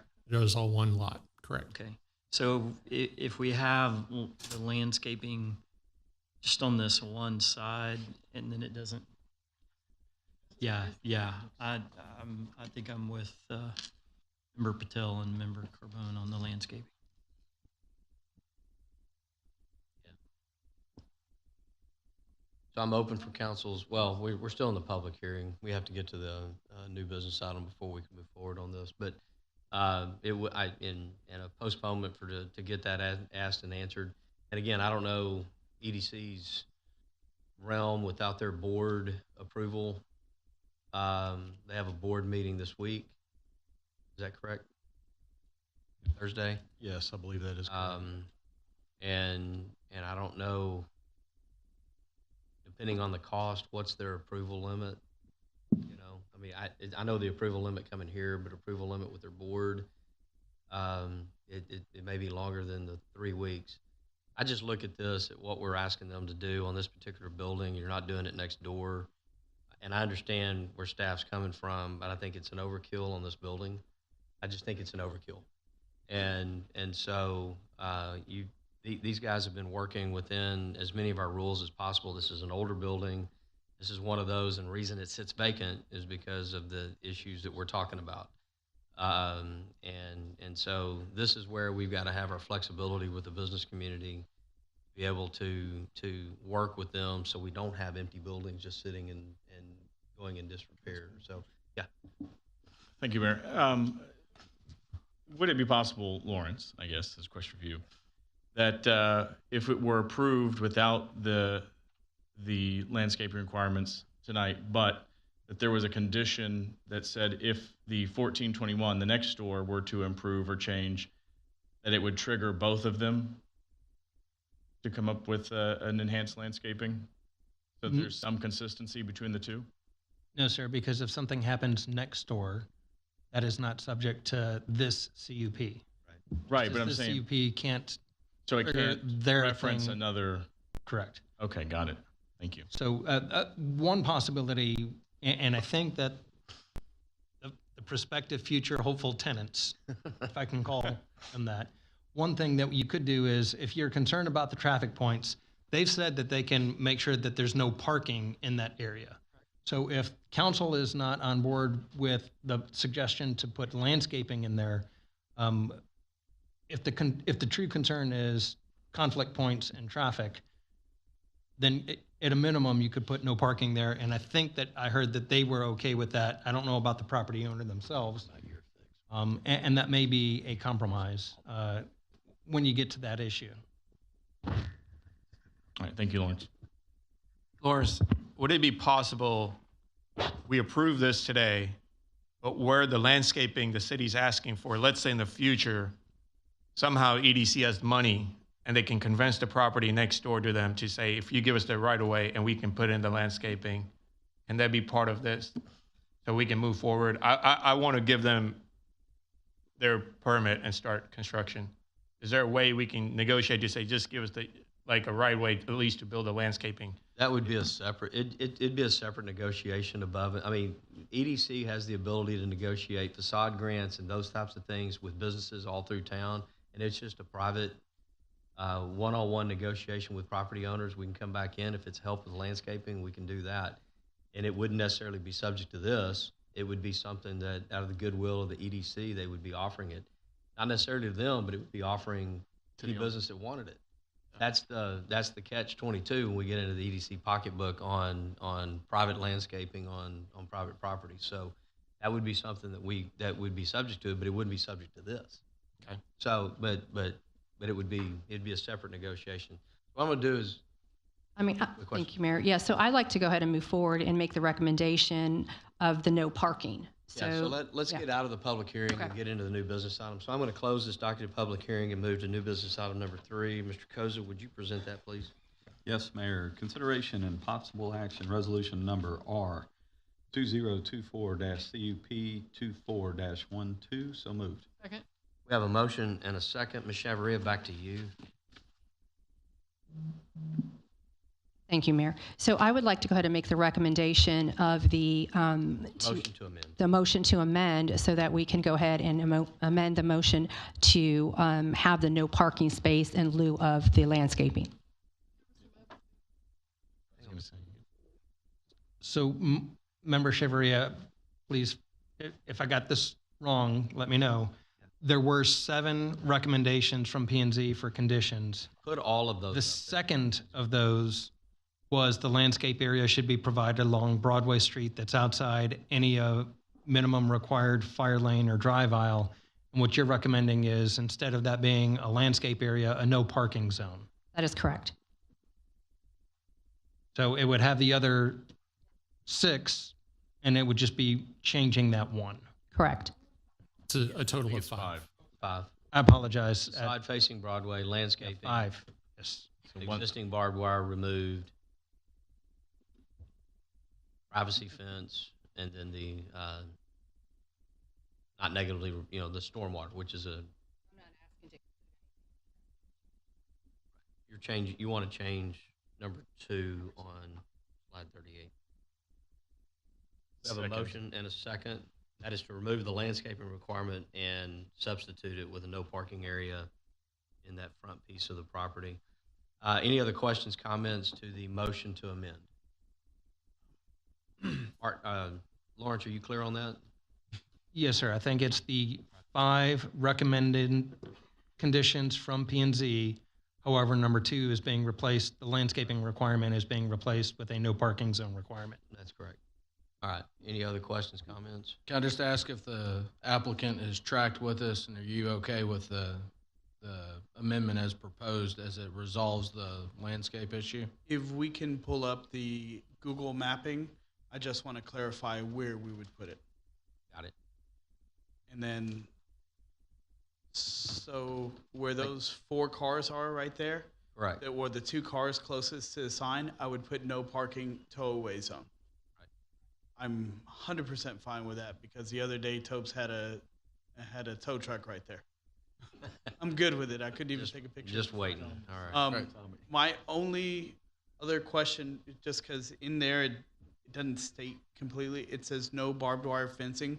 If you zoom out of that Google mapping a little bit, or the overview, so what we're proposing is do the front right there, the sides do a privacy on the existing, or I think the landlord's actually changing out that whole fencing on the right side. But for the back and the other side, if I ask them to change it with wrought iron fencing around that whole thing, it's going to be tremendously expensive for them. It's just for the public view of my understanding. Yeah. Mayor, if I can address that. So the corridor overlay district is only for this front fence right here. So if we're following this imaginary line, that's the only portion of the fence that needs to be a wrought iron fence.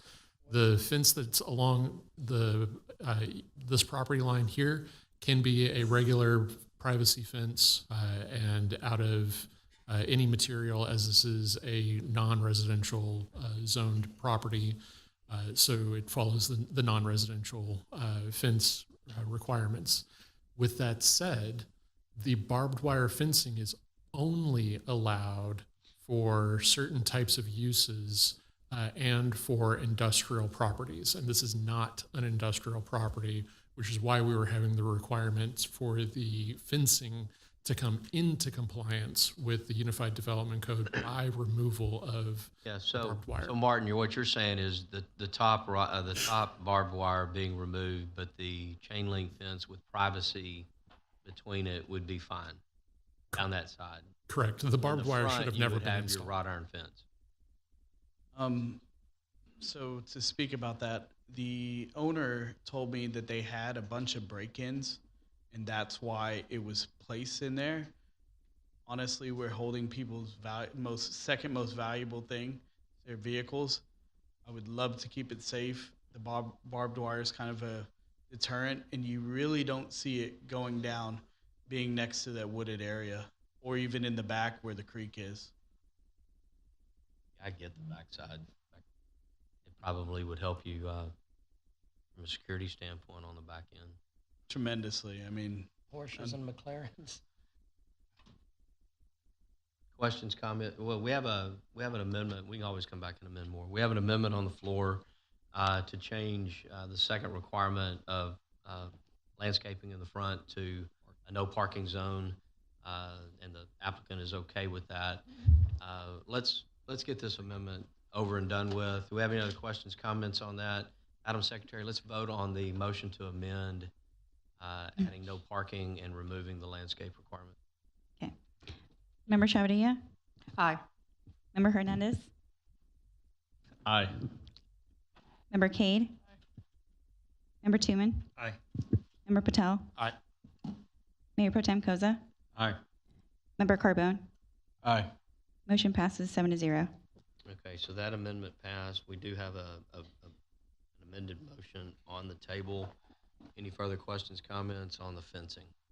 Yeah, how would staff recommend to make an amendment to allow the current barbed wire that's in place?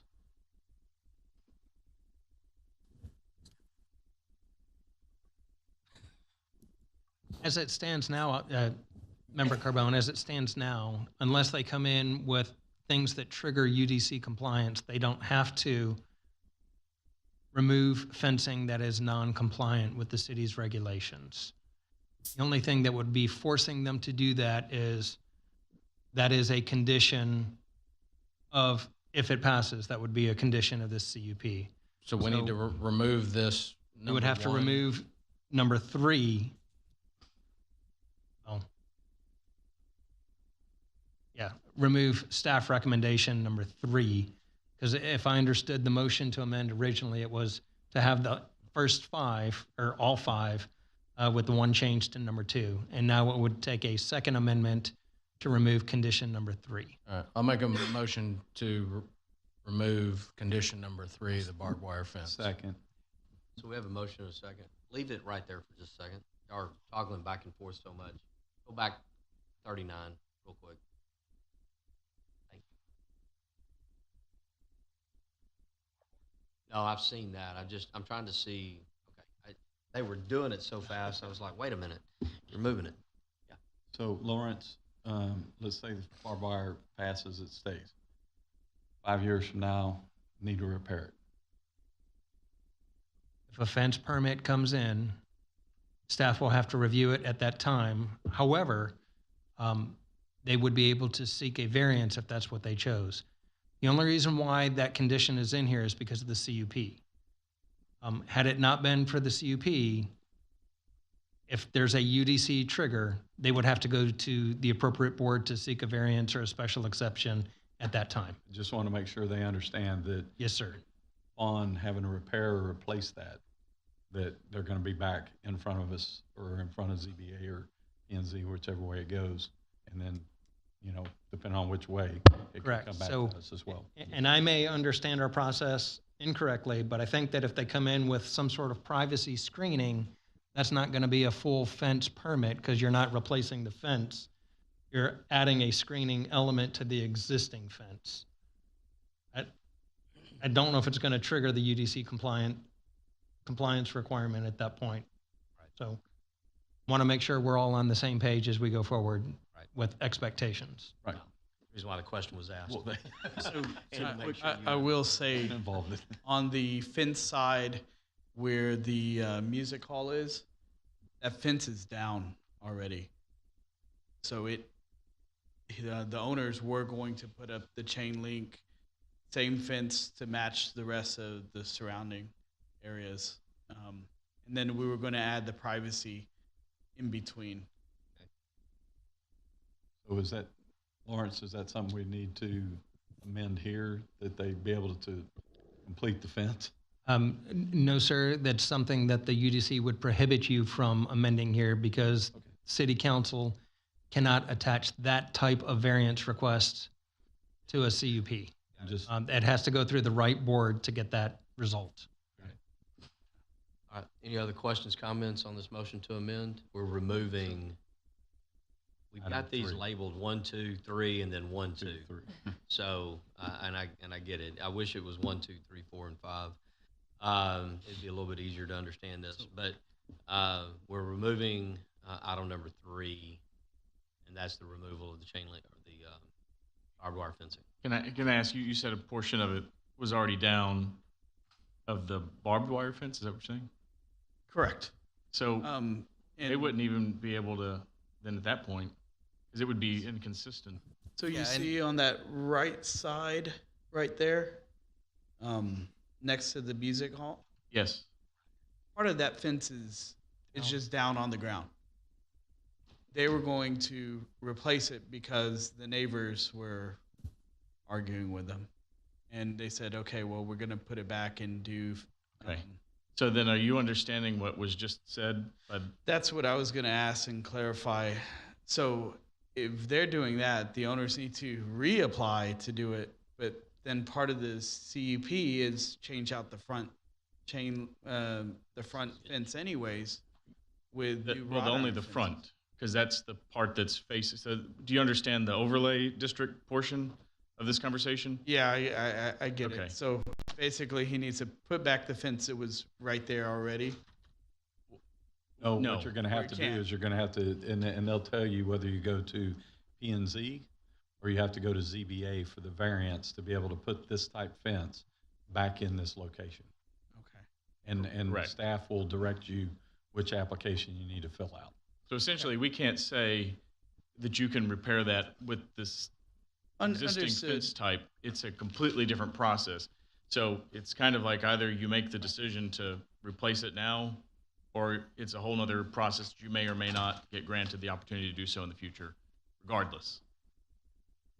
I mean, I feel at this point we'll have to apply just for. Are we able to apply just for that right side of the fence, being that the whole rest of it is already there? Vance, And Vance is shaking his head. Yes, I think we'll be good there. Yeah, so it's going to be a fence permit. Good evening, Mayor, everybody. So that fence that's not down, it's kind of interesting. I could see some of the sausage making community development does. And Yeah. so, so the section of fence that's down, that barbed wire is not allowed by right. And so if you came in for a fence permit to replace that, we would tell you no to the barbed wire. So you could have the chain link, you do the chain link with the mesh to make it obscure. You can have wood, pine wood fence, something like that. But the chain link with barbed wire is not allowed. okay, so that would, but just for that side. For whatever you came in for a fence permit for. And is it the whole length is down, or 30 or 40 Just a feet? small section. Small A section. small section. I mean, Probably 20 feet. It'd be fine. Next time, fix it before you tell anybody here. That's the moral of the story. I'd rather be honest and upfront. No, we appreciate that. We do greatly. So we have a motion to amend to remove item number 3 from the list. I think we have the idea of what we need to do moving forward. So with that, any other questions, comments on this motion to amend? By the way, I don't know if the owner actually has done it. I haven't been there in a while. Sure. So he might have. You're like quick study. Yeah, there you go. Madam Secretary, we're going to vote on this motion to amend. Member Carbone, Aye. Member Chavarria, Aye. Member Hernandez, Aye. Member Cade, Aye. Member Tuman, Aye. Member Patel, Aye. Mayor Pro Tem Koza. Aye. Motion passes 7-0. All right, so with that, we have an amended motion. We have 2 amendments on that motion that have already passed. Is there any further action before we move to final action on this from the council? Seeing none, Madam Secretary, we will vote on the final action for an amended motion. Mayor Pro Tem Koza, Aye. Member Carbone, Aye. Member Chavarria, Aye. Member Hernandez, Aye. Member Cade, Aye. Member Tuman, Aye. Member Patel. Aye. Motion passes 7-0. Thank you, gentlemen. We wish you well. Thank you so much. All right. Looking forward to coming into Pearland. We look forward to it as well. Hopefully you get the sense we want to work with folks. This is just a tricky piece of property. It's not easy retrofitting these older properties, so appreciate you guys working through it with us as we get here. So with that, we'll move to public hearing number 4. Martin, if you'll tee that up. Thank you, Mayor. For public hearing number 4, this is a request by Alan Mueller, applicant on behalf of MMSN Enterprises of Texas No. 2, LLC, represented by Nick Monamodi, owner, for approval of a conditional use permit for a gasoline station use within the general business district on approximately 2.1804 acres of land. This is generally located at the northwest corner of McCard Road and Max Road. So as mentioned, this is for a gas station use. It is partially within a residential retail node in the future land use plan. And at the Planning and Zoning Commission hearing, there were 5 people who spoke out against this proposal. Here you can see the zoning of the property that in the old aerial showing McCard Road splitting the property. And then here you can see the future land use category with suburban residential and the residential retail node there at the corner of Max and McCard. Taking a look at the aerial view, you can see several large lot residential areas, one of which is across the street in Brookside Village, and then some undeveloped property across McCard Road. So this property was annexed into the city in 1998. The subject site was developed with a single-family residence in 1953. That residence was demolished between 2020 and 2022 and has since been undeveloped. The site was originally a part of a larger property, and of course, McCard Road broke that into 2 pieces as we acquired the right-of-way for development of that roadway. So here you can see a view looking across Max towards the corner there of McCard. And then this is their proposed site plan with the convenience store and an additional near 5,000 square foot of retail area along with the gas station pumps. This is one of the renderings that was supplied by the applicant's team. And then another rendering from the opposite side. And then an overview of the proposed site. So here we've got a general view of surrounding gas stations. There is 1 within 1 mile, 13 within 2 miles, 5 of which are outside of city limits, and then 29 within 3 miles, 13 of which are outside of city limits. So while this proposed use generally meets the approval criteria and intent of the general business zoning district, staff finds that the proposed gas station is not compatible with the future land use designation for the property and the adjacent low-density single-family residential uses that are within this portion of McCard Road's corridor.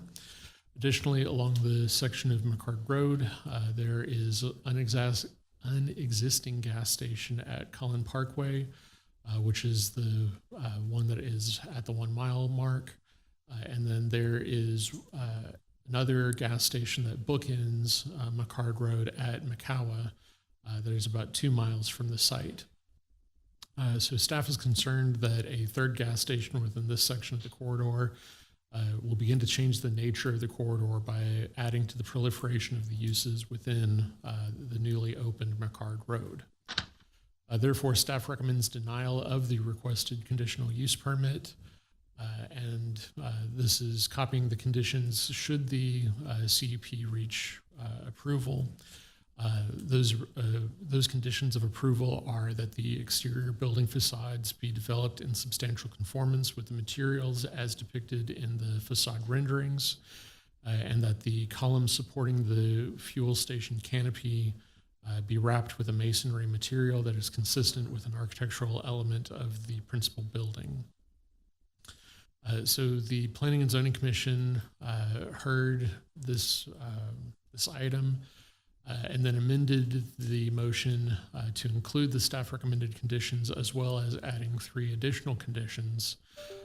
And apologies, Mayor, we used 1, 2, and 3 on this, so consider them to be 3, 4, and 5. That the required trees along McCard Road and Max and within the landscape buffer along the north property line be increased by 50%. That the hours of operation be limited to 6 a.m. to 11 p.m. Monday through Thursday and 6 a.m. to midnight on Friday through Sunday, and that the development meet all TCEQ requirements. And that 5th condition specifically was about the development of the fuel holding devices being a certain distance away from well water well water taps or well water service areas, as a lot of those low density residential properties around the proposed site utilize well water. So the P&Z was reacting to that concern by the residents. After that motion, the P&Z voted and they failed to get a positive recommendation. They came down as a 3-3 vote, which ended up being a recommendation for denial of this conditional use permit. With that, Mayor, I'll pass it back to you. Is the applicant present? I see Mr. Mueller.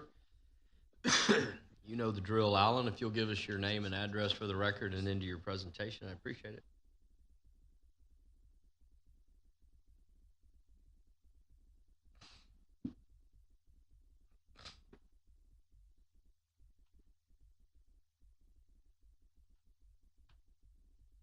Thank you. Again, Alan Mueller, 1408 Bent Lake Lane, Pearland, 77581. Appreciate the opportunity this evening. I know it's been a long evening already, and I hope you'll be patient with us. We have sincerely listened to the comments that were made at the public hearing, and we really have tried to be responsive to that. So in that regard, we do have information that we want to make sure gets presented for you to hear that. And so along with myself this evening, have Anil Momin, who's a licensed TCEQ underground storage tank contractor. So he's going to present some information. We also have Nick Modametti, who's the current property owner, and Mr. Imran, who's one of the representatives of the ownership group that will be operating the facility. Some of this is a bit of a repeat, but just to recap, this is a remnant property that was left over after the taking of the right-of-way for McCard Road. So it's about 2.1 acres. It's a triangular shape. It's very small and odd shaped, has a small depth north to south, and obviously gets down to 0 on the west end. So it's really a challenging site in order to do anything that would be super, large kind of a facility. And so, as has been noted, it is zoned general business under the current zoning. So the convenience store aspect of it, is allowed by right. It's the gas station component that requires the CUP. So this is the site plan that you've seen. So I think the planners and the engineers have really done a very good job of being creative with the site and meeting the city requirements. So first off, they were able to maintain the 30-foot landscaping setback along McCard Road, along the south side of the property, and as well as the 350-foot driveway spacing requirement that's required for major thoroughfares. On the north side of the property, we have the 25-foot landscaping reserve that stays intact, as well as a 6-foot height masonry wall along that entire north line that's required. We have a 10-foot right-of-way dedication along the east side of the property for Max Road. For Max Road. They've been able to meet all the parking requirements and all the fire department access requirements. So I think they've done a good job of trying to squeeze a productive use into a challenging piece of property. The applicant does agree with all 5 of the conditions from the staff and the P&Z. And on top of that, applicant has also offered in our original proposal and would still agree to that the dumpster enclosure should be located behind the front plane of the building. It would be to the left side of the building, and also that the air station would be behind the front plane of the building.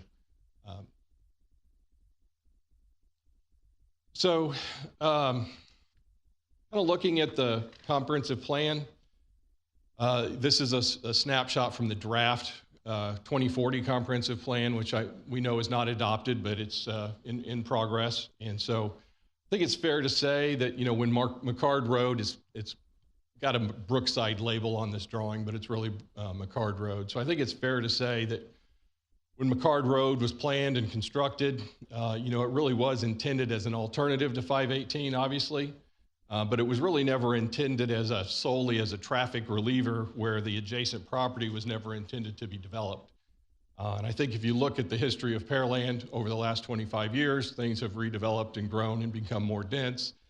And if you look at the kind of the future take on this area of the city, based on the comprehensive plan, it continues to follow that pattern, with uses even continuing to get redeveloped and get more dense. And so you can see where the site is at the corner of McCard and Max. It's surrounded by things that are designated in the future as commercial center, compact residential, urban living, mixed use, as well as business park.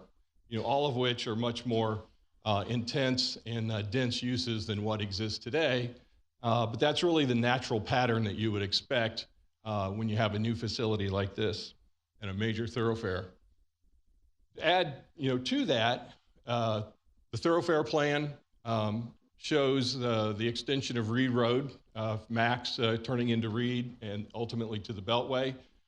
That is needed for this area in order to accommodate the expected growth. And a portion of that road is actually on the 2024 to 2028 capital improvement plan. And as noted, it will eventually connect to Beltway 8 and will not only encourage more traffic growth as well as development in this area. So again, I say all of that just to denote the fact that this area is an emerging part of the community. And it's probably going to follow the patterns that other parts of the community have followed in terms of growing more dense and developed over time. When we talk about gas stations, I know we talk about density or proliferation a lot, and that's a concern. So went to Broadway just to kind of study that. And so in the 10.5 miles of Broadway from 288 to the east city limits, there's 21 current gas stations. That works out to a density of 2 gas stations per mile, or 1 every half mile. And I think, just listening to prior deliberations, everybody agrees that that's probably too much. And so just for kind of discussion's sake, if you kind of cut that in half and said maybe a gas station every 1 mile would be a more reasonable spacing, that also kind of conforms to the logic of thoroughfares being on a 1 mile spacing as well.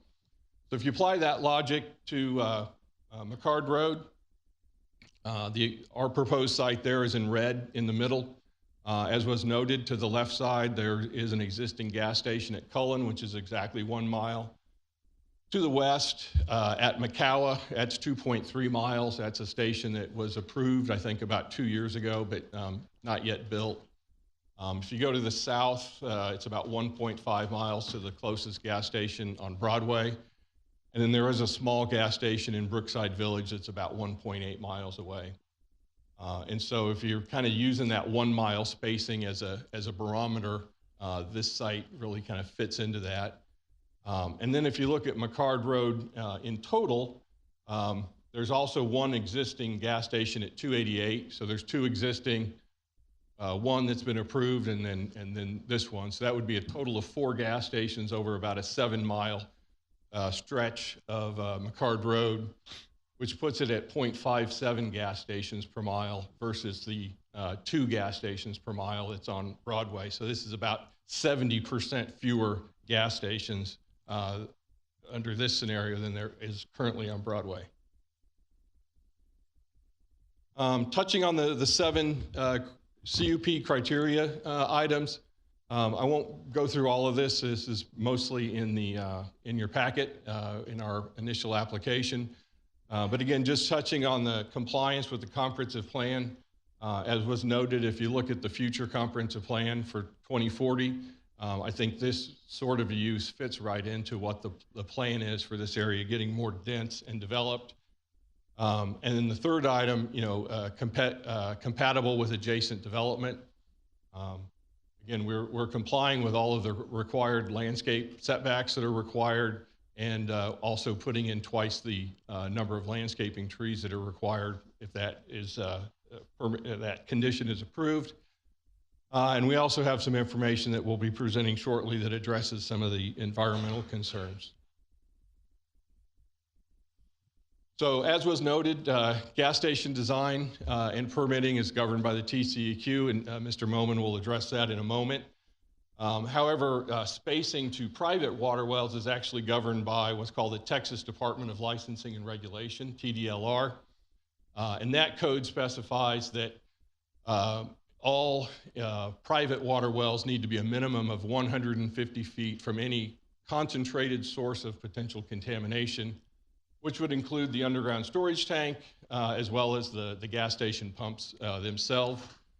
There are some criteria. If the well is built to a certain criteria, that spacing can actually be reduced to 50 feet. But for our purposes, we'll just assume that we're using that 150 feet because we're not sure of the construction standards of those existing wells. So first of all, looking at the 150-foot buffer, kind of right in the middle of the drawing, the large dotted rectangle is the gas station pump, and then to the left is the storage tank. And so we drew a 150-foot buffer around the tank and the gas station canopy. And so you can see that the 150 feet is almost entirely contained either within the property or within the McCord or Max Road rights-of-way. So there are no wells within the 150 feet. There's a very small part to the north where the 150 feet slightly goes into that property to the north. But since wells have to be a minimum of 50 feet from a property line, that small intrusion there to the north would not impact any potential future wells there. As far as existing wells, we went to the Texas Water Development Board database, and they self-admit that their database is not perfect, but it's the best available information that we were able to get. And so off to the right in Brookside Village is actually the closest water well according to the Texas Water Development Board. And so that well is about 315 feet from the nearest gas station pump, which is about twice the required distance of the 150 feet. And it's about 448 feet from the underground tank, which is 3 times the minimum distance. We know going to the north that the well, any private well there is further away than this well would be. And if you go to the south, that property line is about 256 feet to the south. So we don't know exactly where those wells are, but they would certainly be beyond that distance as well. At this point, I'd like to invite Mr. Moman to come up and give you a little bit of information about the TCEQ permitting requirements. Mr. Bowman has over 15 years of experience. He's a licensed contractor with TCEQ and builds multiple stations like this every year. Thank you. Mayor, Council, good evening. My name is Anil Momin, located 803 Summer Park Drive, Suite 150, Stafford, Texas 77477. One of the notes said that all our requirements must meet TCEQ. That's no doubt. In the state of Texas, any tank that goes in must meet TCEQ requirements and maintenance and compliance. So long time ago, tanks were, back in the days, were single wall. Now all TCEQ requirements require double wall tanks with containment sumps, double wall piping. Under dispensers must have all containment sumps, and also must meet all fire marshal requirements for installations.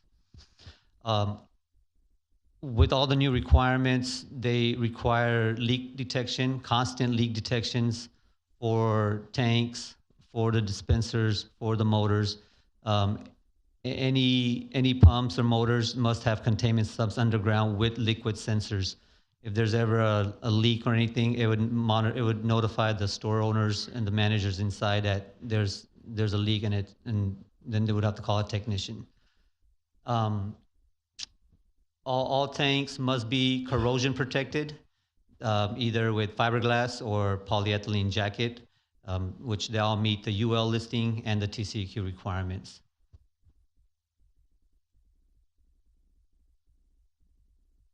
Thank you, and Mr. Moman will certainly be available later for questions. So at this point, we're almost wrapping up, but I'd like to ask Mr. Modametti to make a couple of comments, and then we'll wrap up.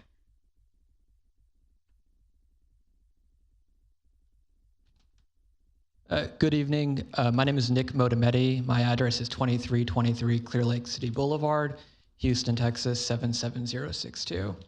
I want to thank the City Council for their time in advance. I also want to thank Mr. Griggs for putting his report together, as well as the Commission for their deliberations. As the city knows, we are not new to the city of Pearland. Our team over the last 20 years has acquired dozens of tracts across the city, and we have worked hard to bring quality developers to each of those tracts who build Class A products for this community. We believe that this project is no exception. We know that the developer who's here tonight has built many gas stations across the state, and we expect that this project will be like the others he has built. While I recognize that growth and change are sometimes not welcome, it's important to remember that we are not the ones that brought the growth and change to this area. In 2017, this tract was one 10-acre parcel with a single-family home on it. The city of Pearland in 2018 acquired right away, in the process demolishing that home and splitting the tract into two highly irregular shaped pieces. That is why in 2020, the City Council and P&Z Commission voted 7-0 to approve the general business zoning request, recognizing the site was no longer suitable for any kind of residential purpose. The reality is, with any new road, especially a road with public water and public sanitary sewer, that growth is going to come. Our project is wholly consistent with that vision of the draft 2020-2040 comprehensive plan, and we believe that it will work well with the growth and densification that will come on the McHardt corridor. I'd also like to note, as you can see on the slide, that not only is McHardt Road a major driver of traffic in this area, but the extension of Reed Road will make this area one of the busiest parts of Pearland. As you can see on the left-hand side of that slide, under the city's traffic management plan from CDM Smith, McHardt will experience roughly 21,000 cars per day, and Max Road will experience about 16,000 cars per day over the next 10 years. In fact, Max Road is projected to be the fastest growing street in the entire city at a 13 times growth rate over the next 10 years. I'd also like to remind everyone, as Alan mentioned, that this site is already zoned general business. The only question before the City Council tonight is the gas pumps. And while we understand the concerns, we believe that many of the concerns will apply to any business that will go here. As we all know, two highly irregular shaped tracks on a major road like this are not going to be built as homes. It's just not feasible. Lastly, the point I wanted to make is that I did, after the P&Z meeting, attempt to reach out to all of the neighbors who came out and opposed the project. And while I 100% respect their right to oppose our project, I wanted to try in good faith to alleviate any concerns that I could. I spoke to our neighbor to the north, and while I certainly don't want to mischaracterize that conversation, I believe that he had no real concerns about the project after hearing from us. I also spoke to our neighbor to the south, and despite offering an increased landscape buffer on our southern track, which abuts their homes directly, which we are under no obligation to do so, but only as a measure of good faith, they were not interested in that option. And I respect their right, but I want to make clear that we did try to alleviate those concerns. I'm going to turn it back to Alan, but I really appreciate all your time and hope you all favorably approve this request. Thank you again. Again, we appreciate your patience. We know we just had a lot of information we wanted to make sure you were able to hear. So just to summarize, again, in our view, this meets the approval criteria for the CUP. The applicant is in agreement with all of the P&Z conditions, especially including the TCEQ compliance. As we've shown, we far exceed the TDLR requirements for spacing to private water wells. We think we've put together a well thought out plan that productively utilizes an inefficient tract. We think it exceeds a reasonable standard of spacing to other gas station. Ultimately, this helps to fulfill the goal of diverting traffic from 518 and reduces the need to travel to or on Broadway to reach facilities such as this. And lastly, we think it's in line with the draft proposed 2040 comprehensive plan and what we think will happen in this corridor in the future. So, again, thank you for your time and attention, and we'll be happy to answer questions at the appropriate time. All right. Thank you for that, Alan. Before we go to those wishing to speak for or against, we have 6 that signed up to speak. We're going to take those testimonies now during the public hearing portion of it. Mayor Pro Tem Koza will read your name like we've already been doing tonight. Please go to the podium, give us your name and address to tie your comments back in the official record. And you'll see you have 3 minutes to speak up on the clock. So again, appreciate everybody's being here tonight and indulging us as we go through this process. Mayor Pro Tem? Yes, Mayor. So first up is Sonia Sabano.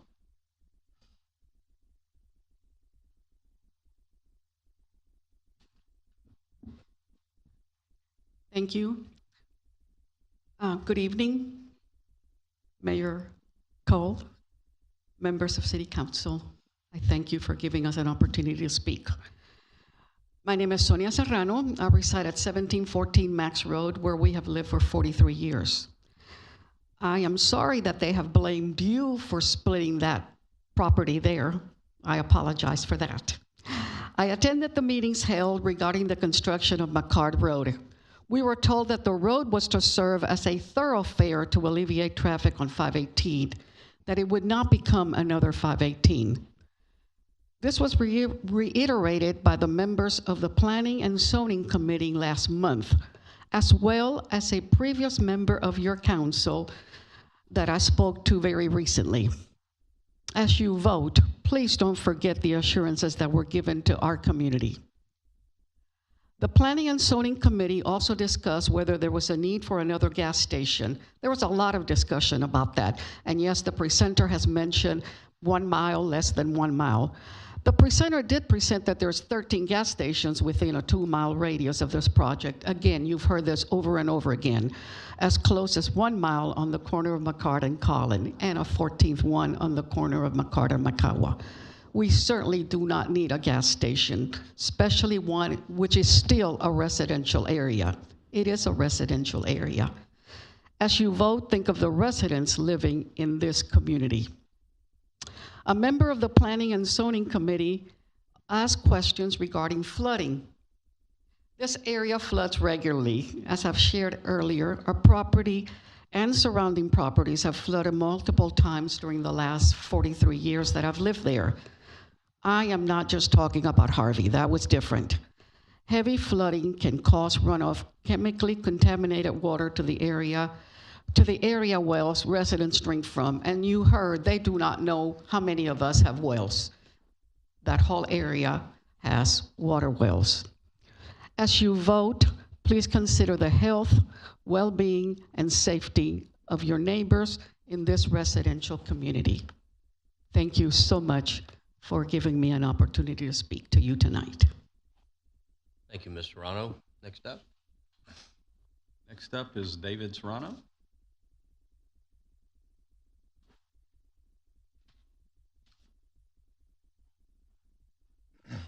Good evening. My name is David Serrano. My address is 1710 Max Road, Pearland, Texas, 77581. First, let me thank you for allowing me the time to speak today. I'm speaking today because I live less than 200 feet from the proposed gas station on the corner of McCart and Max Road. I'm just going to talk about the facts. The facts are this conditional use permit doesn't meet multiple qualifications according to the community development team. First being the gas station is not appropriate for a residential retail node, and the second, that it does not preserve the character of surrounding developments. During the planning and zoning meeting, and again tonight, Mr. Mueller, the owner's representative, pulled up the site plan, reviewed the details, and he quoted, "The engineers that are working on this project have done a really good job of being creative and trying to meet all of the regulations of the city on a challenging piece of property." I work in an engineering firm, and when engineers are asked to get creative, it can lead to two things: increased cost or worse, safety risks. The owner's representative, Mr. Mueller, also stated that the current proposed site plan doesn't meet the driveway requirement of 165 feet on the Max Road side.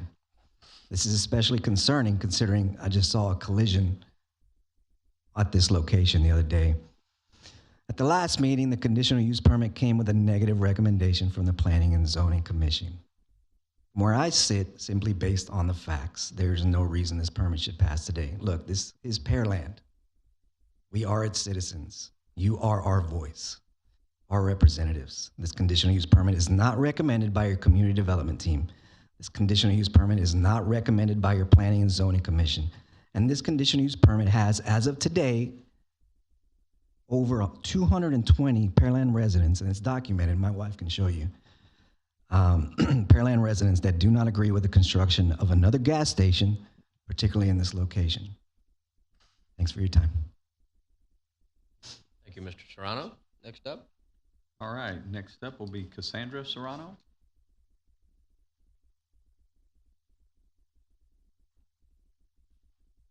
Good evening. Thank you for your time. I'm Cassandra Serrano, and I live at 1710 Max Road, along with my husband, our 4 children, our beloved bull mastiff Penny, many funny-looking chickens. Come and check them out anytime you'd like.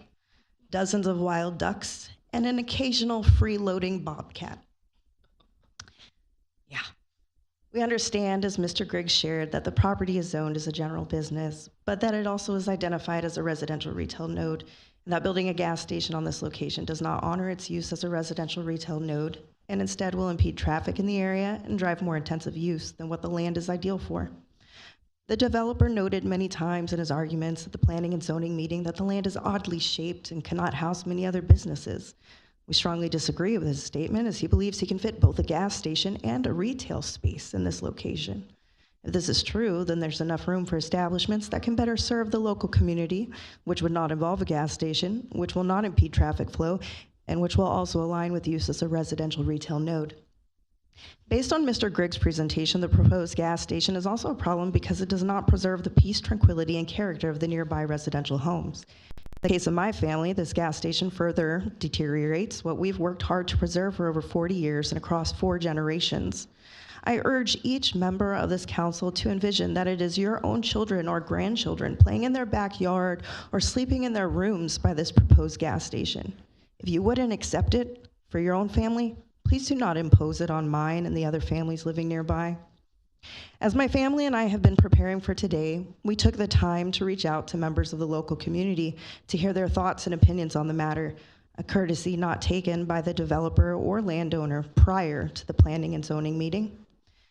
Community members, if you are here in opposition to this gas station, would you please raise your hand high and be recognized? On Friday, 168 signatures against this gas station were submitted to the city secretary and members of this council. More than 50 additional were sent to the city secretary today. Today, I stand here holding in my hand a total of 222 signatures against this gas station.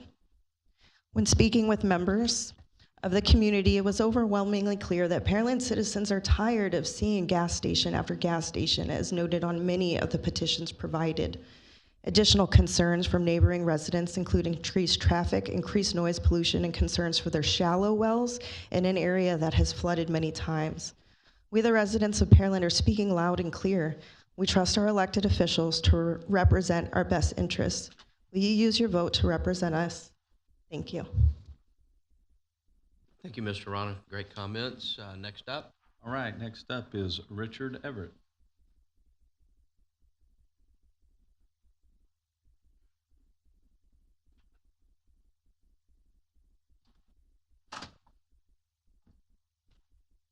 My name is Richard Everett, and I would like to thank you for recognizing the first responders today. That was pretty neat. They are very well needed, and it's probably one of the hardest jobs in the world. Mr. Chairman, go ahead and give us your address for the record. Thank you. Yeah. Well, my name's Richard, and I live at 1709 Max Road, which is right at the corner there of where they want to build this gas station. My main concern, again, is going to be our water wells. These tanks do leak. There's spills that occur. The fire department usually responds to them to contain them, and just have a problem with it. You know, I moved out here in 1975, and Pearland's changed a lot. Been here 49 years. I was here for a lot of disasters that took place here in Pearland, and I'm sure, Mayor, you were here, 78. We had that pipeline. We also had another one that happened off of Shank Road, 1990. Not saying the gas station will be that severe, but as far as leaking, that's my main concern, is contaminating the water I drink, the water that we wash our kids with, the water that, you know, that provides you know, something to us. But I listened to what the professional here was saying, that, you know, they have the containers that keep them from leaking. They have all these safety features and all that. But I did pull up, you know, back in May 28th, Pearland Police Department posted that the Pearland Fire Department and Police Department responded to the scene of a leaked gasoline at the Conoco station at the corner of Cullen Parkway and Fight Road. The leak was fuel. The leak came from an overflow tank from one of the station's fuel storage tanks. So it does happen. And I did retire from the Houston Fire Department. I put in almost 38 years, and I've responded to these things. And that's one of my concerns, you know. The way the land was built was for it to flow down. And when it flows down to where I live. And that's a problem. But I appreciate y'all listening to my concerns or our concerns. Thank you, Mr. Everett. Thank you. Next up. Yes, Mayor. Our next one is Maybelle Cravery. She's going to be our youngest speaker tonight. Thank you for coming out.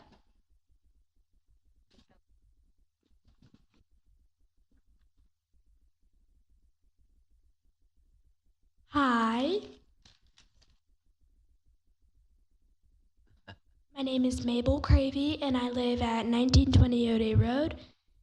And that is my best friend, Melody. And we've been best friends since kindergarten, and all down her street are green, grassy fields filled with chickens, and Melody and her siblings love playing outside in the open land. When I heard about the plans to build a gas station, I was worried. The gas station would ruin the environment, and it would be dangerous for her family to live there. What if they breathed in the fumes from the gas, or if something exploded literally across the street from her house? Someone or something could be seriously hurt.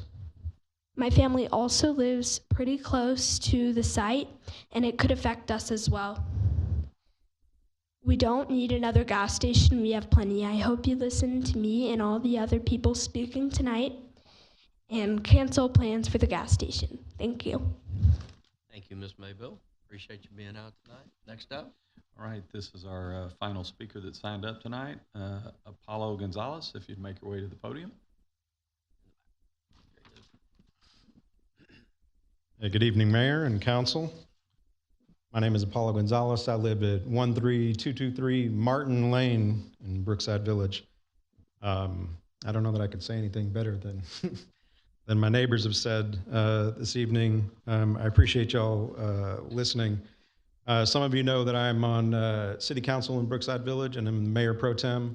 I'm not here in that capacity. I'm just here as a resident. The well that was noted by the gentleman, the new well that was noted by the gentleman in his presentation, is probably my well. I live across the street on Martin Lane. I could say that while there may not be other wells on file, there are probably 5 or 6 wells closer than mine to this gas station. I know that it's your duty to take into consideration the neighbors and the people who live in Pearland, but the borders of Brookside Village run right up to the east side of Max Road, and everything on that side of Max Road is zoned residential. There is no mixed use. It is residential. Those are families. Those are single-family homes, including mine, on that side of Max Road. I want to talk about, I guess the well was one assumption. I want to note another assumption from the presentation earlier, and that is that Max Road and Reed Road is planned to run all the way to Bellway 8. And that road runs through Brookside Village, and right now it is not slated to run through to Bellway 8. So the traffic numbers there take that with a grain of salt for the numbers that will be going up that road. I want to note that when we had the tropical storm a couple of years ago, from the corner of what would eventually become McCard Road, all the way to Brookside Road, across to Martin Lane to the east and west of Max Road, was essentially a lake. For about 2 weeks, that water did not recede. Max Road, down near the end of Brookside Road, was underwater, and only the spots up by McCard were above water. Whatever would contaminate the water at that corner would contaminate all of Brookside Village, south of Brookside Road, along Max Road. That's a dozen or more wells, easily, most of them shallow wells. I think another thing that I want to note is that that getting a refueling truck in and out of that corner seems to me that would require it going onto Max Road, going in and out of Max Road itself, which is a pretty narrow road, and as our neighbors noted, frequent accidents and frequent people going into ditches there because it is so narrow. While there may be some assurances that the tank won't leak, an overturned truck very well could. I've got a million other things to say, but I appreciate y'all taking time to listen this evening, and I hope you vote against this gas station. Thank you, Mr. Gonzalez. Good comments as well. So those are the people who signed up to speak. I'll still open it up to the floor. Those wishing to speak for or against this proposed request, go to the podium and give us your name and address for the record, and you have 3 minutes to speak. Thank you, ma'am. Hi, my name is Kristen Wallman. I live at 13207 Hampton Bay Drive in Pearland, Texas. I used to commute to my place of work, which is in Pearland ISD, all the way down Broadway every single morning, and I would also drop my kids off at daycare nearby, and I absolutely hated commuting down Broadway. As great as it is for places to eat and to get gas and all other kinds of shopping, it is not a great commute. I was just counting down the months and weeks and days until McCard opened, and would go all the way through, and it has been such a nice commute with my kid, and just not having all the traffic, not having to wait in line for left turns, to go into gas stations and other, just big, busy areas. So my commute is a lot calmer and quieter, and it's a lot more beautiful. I just feel like the residents of Brookside already probably made a lot of compromises for McCard to go through that area, and it still looks like a nice place. Like the road is still really beautiful, and I love that all the trees are still there. Just as a person who doesn't really live on that side but goes there all the time, I don't want another gas station there. I always get my gas at H-E-B or Kroger. Like, I don't know anyone who gets their gas just like on the way to work. We usually will go where we get discounted gas or somewhere where it's convenient. So I personally would never use a gas station on that road, and I wouldn't personally enjoy trying to wait for the traffic for people to access something like a gas station. I'm sure something will eventually be built over there. I just am not convinced that it needs to be a gas station. Thank you very much. Yeah, thank you for that. If we could get a comment form to Ms. Wallman, and that way she can fill that out, and we can tie all your comments and make sure we don't misrepresent your address. Appreciate you for that. Last and final time, those wishing to speak for or against this proposed request. Mr. Lee. Thank you, Mr. Mayor. Once again, my name is David Lee, 2504 Longwood. Mr. Mayor and City Council members, I have been in the oil and gas industry for over 30 years. I've been inside the chemical plants, the refineries, the pipelines, and even offshore. I've seen technological changes that are amazing in the industry. The one thing that that technology cannot do is undo an accident. I agree that we need another gas station like we need another coffee shop. Don't believe Pearland needs the high density gas stations that we have right now. There's plenty. If you can't walk half a mile to a gas station for run out of gas, then you're in the wrong community. So I agree with everybody that came up here and spoke, and I hope you do turn this down. Thank you. Thank you. We're going to move on from the open comment period and move to city council questions, comments. And before we kind of open it up, I hope everyone understands the process that applicants have a right to come in and seek the opportunity to come in and do this. I've seen comments out on social media that we, the city, are forcing this and doing this. We don't own the land. We don't have the vision. We're not putting in the capital investment. That is private developers, private investment that is doing that. So I hope people understand we go through a process. Developers, landowners, and others have that right to come in and seek this type of thing. It was probably a decade ago that auto-related uses go through an extra layer of scrutiny. In fact, majority of the gas stations that you see up and down 518 were allowed by right under certain zoning conditions, so they didn't have the scrutiny that they do today.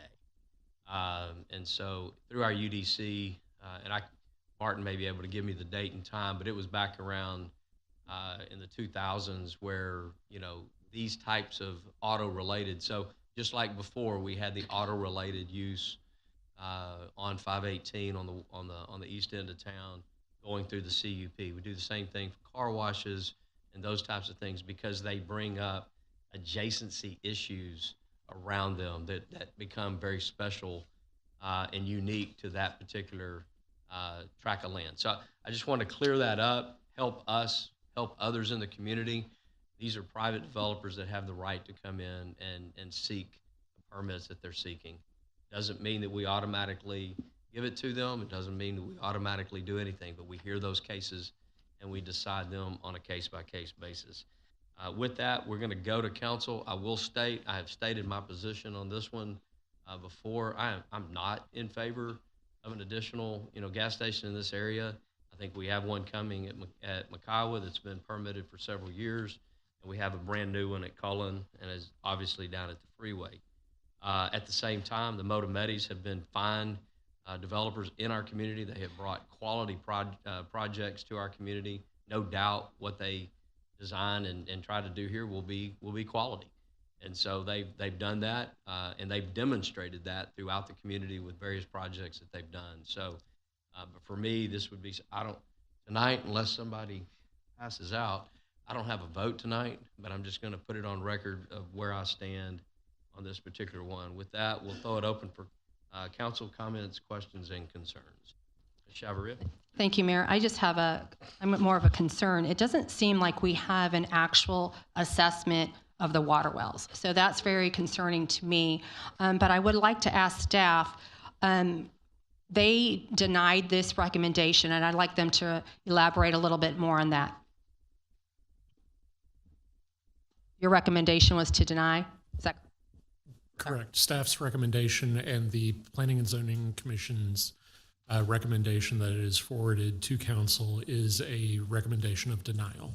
So was there any questions regarding water wells, environmental safety? I mean, do we have an assessment of the true water wells out there? We do not have a true assessment, but you'll see the fifth condition that's on the screen was a condition that came out of Planning and Zoning Commission's discussion that basically the understanding at the time was that it was a TCEQ regulation. With the applicant's presentation, we understand that it may be a Texas Department of License and Regulation requirement. Either way, the heart of P&Z's discussion was to ensure that the drinking water wells were not to be contaminated by this development. Thank you.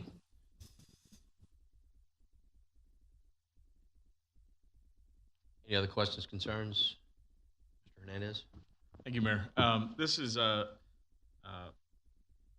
neighboring city's council member brought up the extension of Reed Road all the way through, and at the most recent discussion we had on the 2040 plan, and, just kind of said, hey, we've talked about this a couple times throughout the years to have it kind of terminate where it is, not have it pushed through, and I made that recommendation at our last meeting, and I thought I saw, what's his name? Was it Matt? I think there were like 9 Matts in that meeting. Wrote it down. So I was just curious if that was amended in. We did it in the mobility plan with HGAC as well. I believe several of us made comments to that effect. Remove that extension? Yeah. So I'm just curious. I mean, the points that were made earlier about, that being one of the future busiest corridors, in the city, I'm hoping that we can prevent that from happening for multiple reasons, but I just know that really factors in. But I've been pretty consistent with my position on gas stations that, I voted for one on my card because I said I think we probably need at least one gas station. But I agree. I mean, I think one of the most convincing comments that was made, by the way, the public comments tonight were just some of the clearest, most well-delivered comments that I've heard in a really long time. The Serrano family, by the other, just like one after another, banging them out. But the applicants' comments, I think, were also very clearly delivered, and I think the presentation was very well put together. However, Alan is well aware that my bar is super high with gas stations, and I don't know that bar was cleared with this. Like I said, we've got the one, and going back to what I said earlier, get back on track. The comment that was made that really touched me or made me think differently than I normally think, which is already on the lines of not being in support of this, was the, would you want it for your family? And I think that I consistently tell my friends and my family that since McCard Road has opened, it is literally one of my respites in the city to just drive down that road. As it is, I just really enjoy that drive, and I go out of my way to drive it as often as I can. So trying to maintain that, for as long as we can, because it's not going to be for long. It's going to fill up. I'll take every opportunity I can to preserve that. Thank you, Mayor. Thank you for your comments. Questions, comments? Mr. Tooman, reaching that way? I was just going to say I'm a big believer and advocate for landowner and landowners' rights, and you guys acquired this, and you're going to make the investment in it. And although I believe in that, I also believe in our staff, and our staff is not recommending this. I also believe in the people that we appoint, and that's the P&Z, and they're not recommending it. So I was looking for something that would offset all of this, and I just don't think I could find it. And then, Mr. Serrano, in the back, you had me when you said you've been here 49 years. I've been here 49 years, and I agree with you. I wouldn't want it coming, a gas station put next to my house. But then when you guys delivered the heavy hitter, the young lady where she just slipped out, that completely sealed the deal for me. Thank you. All right, thank you for that. Ms. Cade? Mayor, I usually vote no on gas stations as well, like Councilmember Hernandez. And I really wanted to listen tonight, but the residents here speaking against it were very compelling, and staff saying no or asking to deny it, and then the residents. I can't get anywhere near a yes on this. And the residents, y'all did a good job. Thank you for being here. Any other questions, comments? Mr. Carbone? Yep. Just thank y'all all for coming out and speaking. A good presentation. I kind of with Truman from earlier. I big on landowner rights, but when the citizens come out and voice their concerns, I guess the one thing I would say is it is zoned to GB, so there's a lot of uses that can happen tomorrow without any input. So really this in terms of all the concerns, it's really the fuel spill and fuel leak that is getting the CUP voted down, because the retail strip and a lot of other items can go by right. Right. So. Correct. Last call, Mr. Patel, you got anything to add? All right, thank you for that. Last call for comments. I don't see any, so we will close this docketed public hearing and move to new business item number 4. Mr. Hernandez, would you present that item, please?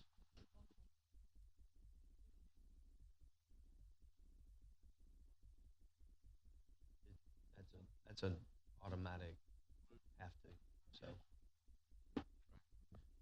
so. Consideration possible action resolution number R2024-CUP24-11, so moved. Second. We have a motion, a second. We've had staff report as well as opportunities for council to ask questions and address it. So with that, Madam Secretary, we'll call for the vote. Member Hernandez? No. Member Cade? No. Member Tuman? No. Member Patel? No. Member Koza? Nay. Member Carbone? No. Member Chavarria? No. Motion fails 7-0.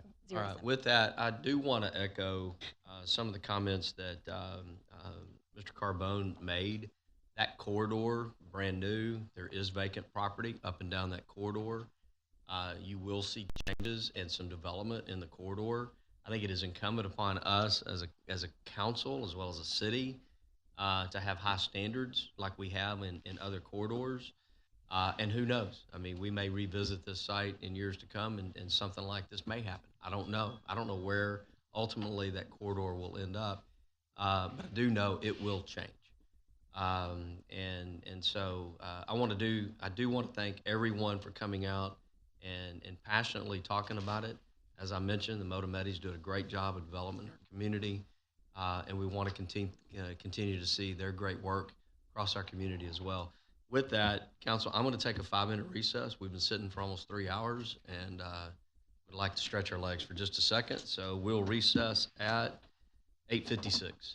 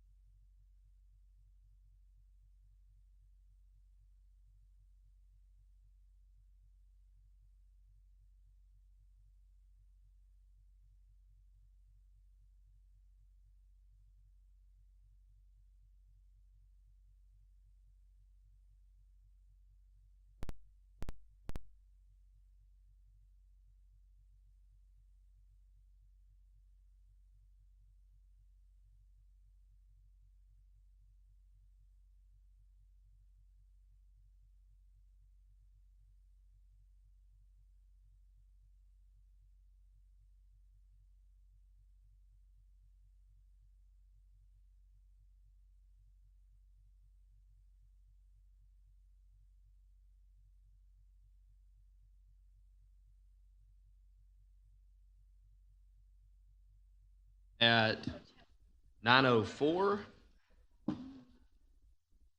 We're at the consent agenda. Ms. Cade, would you present the consent agenda items A through I? No items were pulled. The agenda itself talks about C was already pulled from the agenda, so just items A through I. Consent agenda. Turn your mic on. A through I, so Mic. moved. Mic. Consent agenda items A through I, so moved. Second. We have a motion and a second. Madam Secretary, call for the vote. Member Cade? Aye. Member Tuman? Aye. Member Patel? Aye. Mayor Pro Tem Koza? Aye. Member Carbone? Aye. Member Chavadilla? Aye. Member Hernandez? Aye. Motion passes 7-0. All right, Mr. Tooman, we're to you. New business continued, number 5. If you would present that, please. Consideration and possible action, first reading of ordinance number 374-5. So moved. Second. Yeah, we get the -5. It's now on the next line. Make sure you had that. We have a motion and a second. Staff report.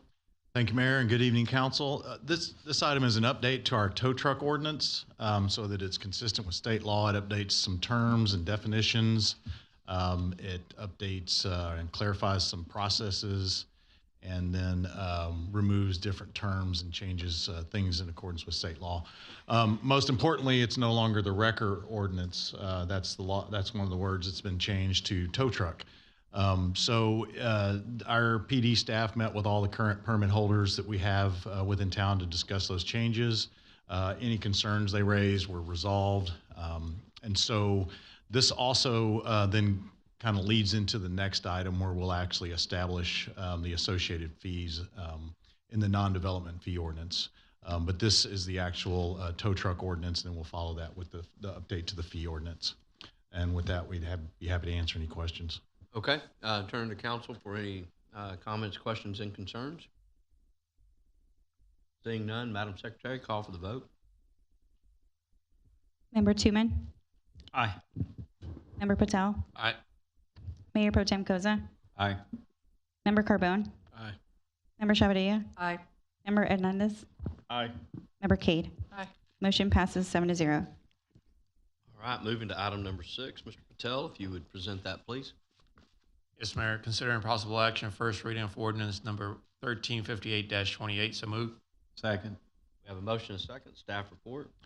Thank you, Mayor. This is the aforementioned non-development fee ordinance, and the update here incorporates the tow truck fees associated with the previous item, as well as it has the athletic field use fees that were discussed at the workshop earlier this month, and it also accompanies the modifications to the Recognized Sports Association fees, establishes the new partner association fees, and updated both the general field rental fees and the tournament field rental fees as well. All right, with that, we'll turn to questions, comments, concerns from council. Seeing no one moving in that direction. Oh, we got one. Mr. Mayor Pro Tem. Yes, Carrie, I just wanted to see what your input or conversations were with the different organizations and get him.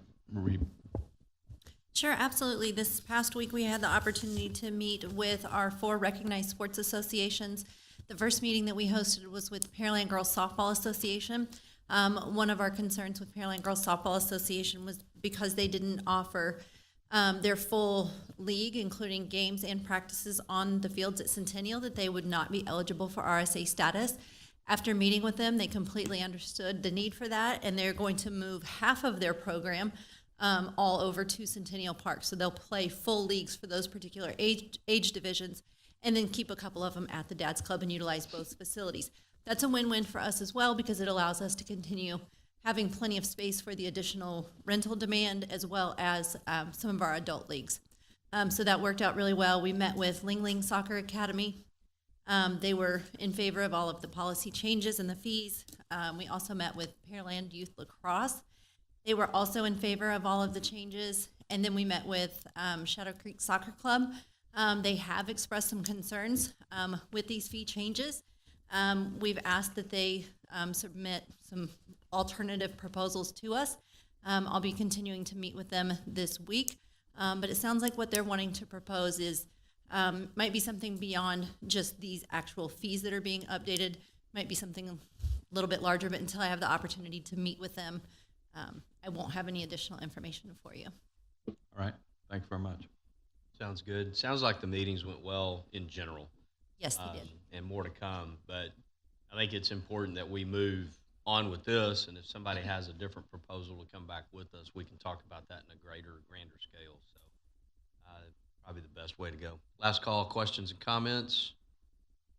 Seeing none, Madam Secretary, call for the vote. Member Patel. Aye. Mayor Pro Tem Koza. Aye. Member Carbone. Aye. Member Chavadilla. Aye. Member Hernandez. Aye. Member Cade. Aye. Member Tooman. Aye. Motion passes 7-0. All right. With that, to number 7, back to Mr. Carbone. You can present that, please. Thank you, Mayor. Consideration possible action, Resolution R 2024-46. So moved. Second. We have a motion and a second. Staff report. Thank you, Mayor. This is a resolution to adopt the 2024 update to our hazard mitigation plan. That plan identifies natural hazards that we face here locally and focuses on mitigation efforts to reduce the city's vulnerability to those hazards. There's a requirement to update this plan every 5 years so that we maintain eligibility for some federal mitigation grant programs. And the hazard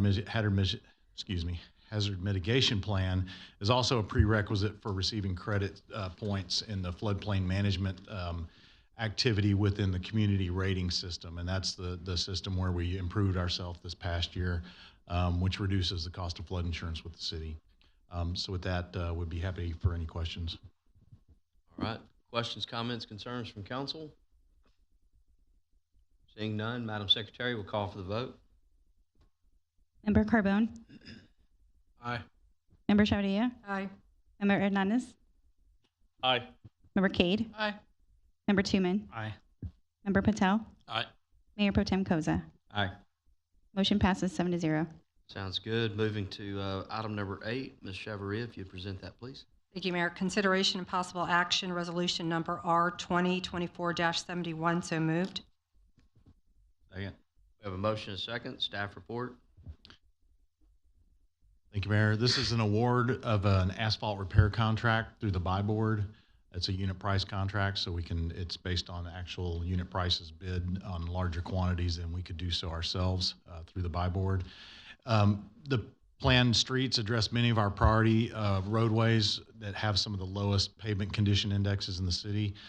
It will pave approximately 1.5 miles along Taylor Lane, Washington Irving Drive, Ham Road, Sleepy Hollow Drive, and Creek Ridge Drive. The PCIs, or pavement condition index, on those roadways range from 15 to about 59. So this is every year we do contracted services as part of our multi-pronged approach to maintaining our roadways. And this year we're putting our dollars from our infrastructure fund into this amount of contracted services. So we recommend award to PaveCon in the estimated amount of $1,061,704.40. Thank you. Sounds good. Back to council. Questions, comments, concerns? Mr. Hernandez? I feel like it's going to be way less relevant than Tony's comment, but I'll make it anyway. This is a general comment to Trent and staff that I have seen. Trent knows I'm always running into our contractors doing things or not doing things. And I've seen a considerable improvement in just the adherence to kind of general safety practices here recently. And, since this is my last meeting, I just want to take the opportunity to say I hope whatever we did to change that and to impress upon them that it's important that they take those necessary steps to ensure that they're visible and moving traffic the way it should be moved. Let's keep that up because there's been a noticeable improvement in our contractor quality. So I appreciate whatever you've done. That's good. Mr. Carbone? Thank you, Mayor. Last time we talked about streets, there was a gentleman out of Green Tea, Mr. Yet, that had some new way to do the base. Where are we in kind of looking at the details of that? So we've met with him probably, I think, at least two times. Maybe there's been a third time in there. It's a way that was patented many years ago and really hasn't been commercialized. And I think some of the issues in there are what it's using. It's difficult for engineers to sign and seal drawings based on using recycled tires as your main structural component of a roadway. So the last time we sat down with them, we kind of laid out what it would take from if you take a look at companies that have very similar products that are engineered products, they've got full plans and specifications and things that engineers can then use to design a roadway improvement with that information.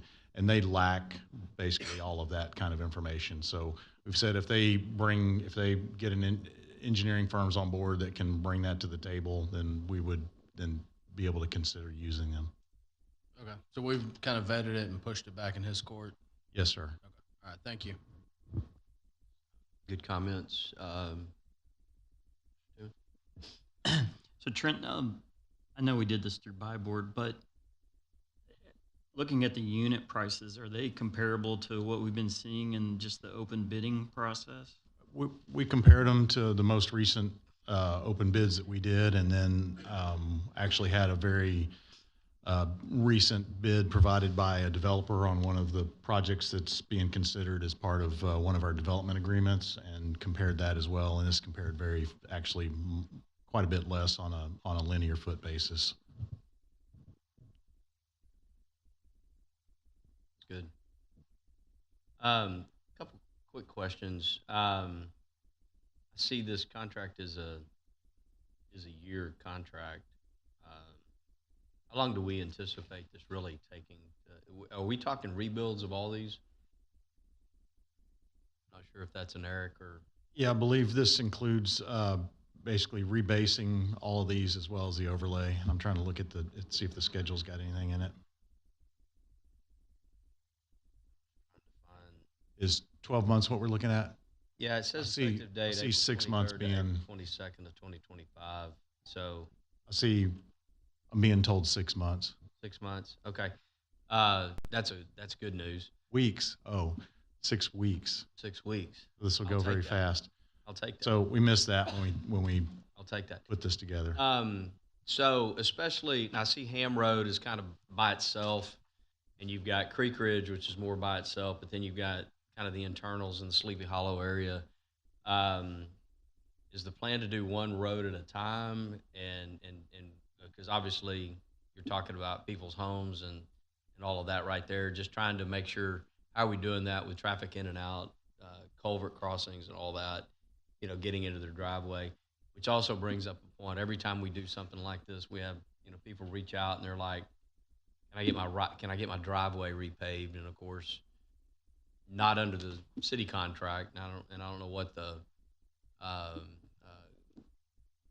don't know what the policy is with PaveCon and what our policy is as a city, if we allow that as a one-off contract with the property owner. Go ahead and give your name and address for the record. I appreciate that, and thank you for being here tonight. Yes, sir. Thank you, Mayor. Thank you, Council. My name is Tristan Frerick. My address is 10482 Twin Circles Drive, Montgomery, Texas. I'm actually the senior project manager for PaveCon.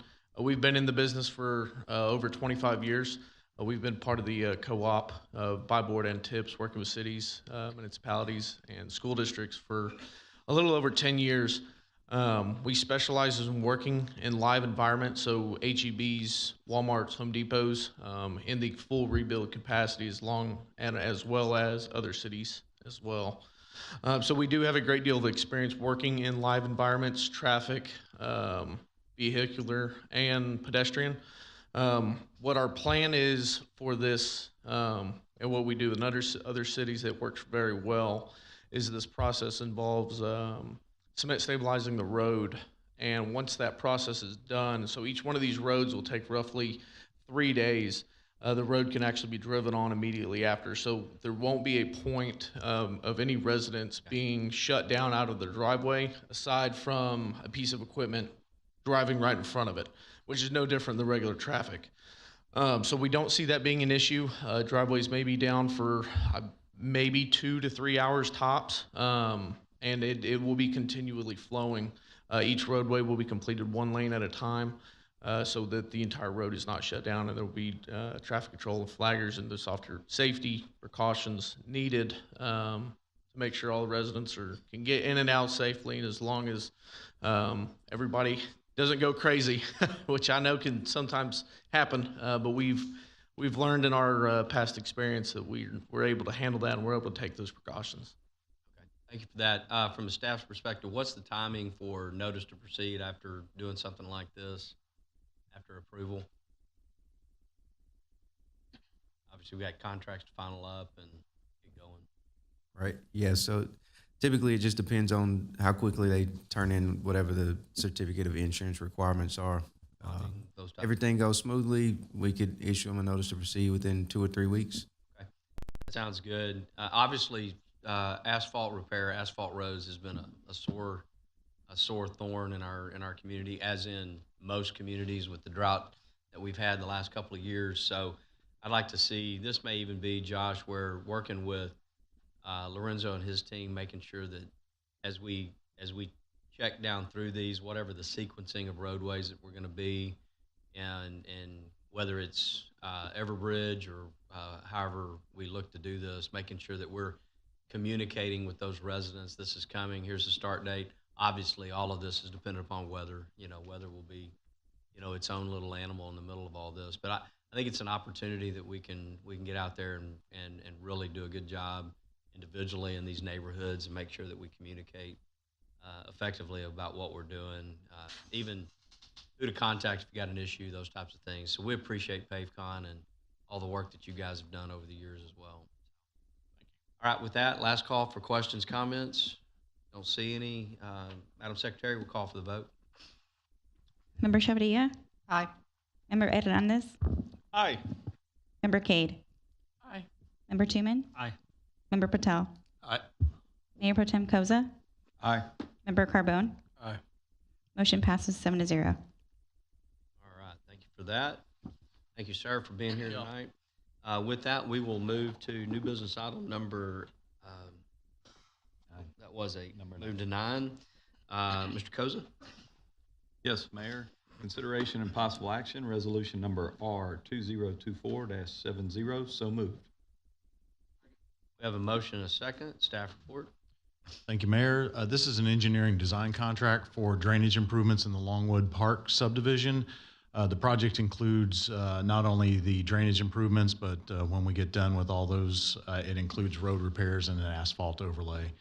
The project was included in the 2023 bond program, a design scheduled for about a year, which will be followed by construction, which will probably take about a year as well. So we recommend award to Bowman Engineering in the amount of $516,326.69. Thank you.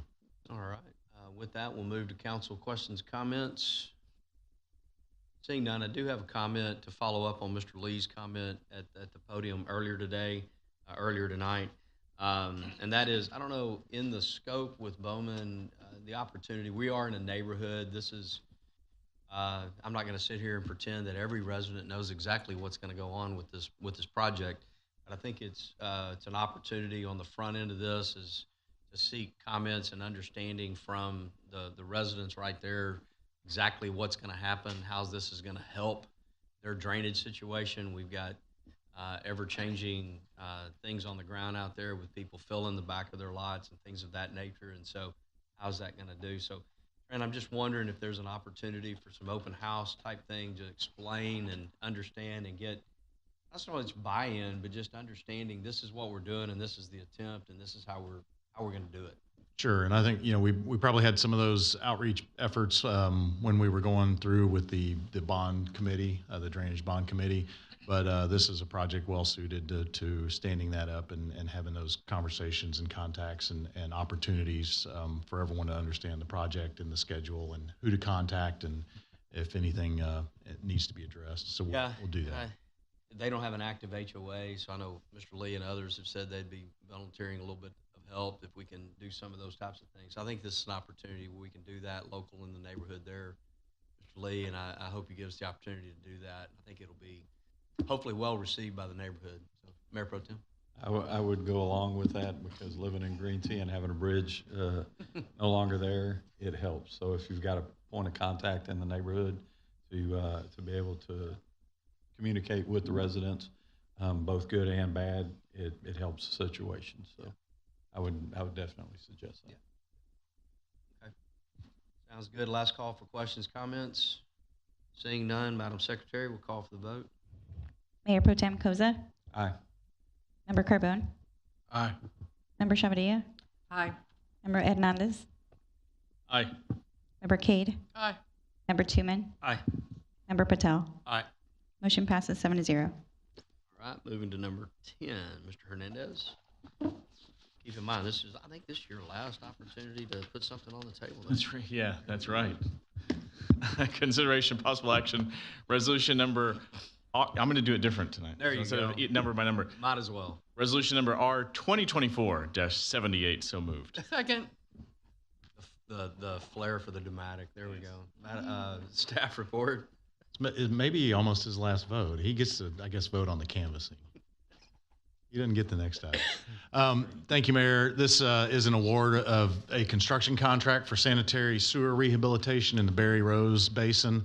It includes pipe bursting and manhole rehabilitation in an area that's got significant inflow and infiltration.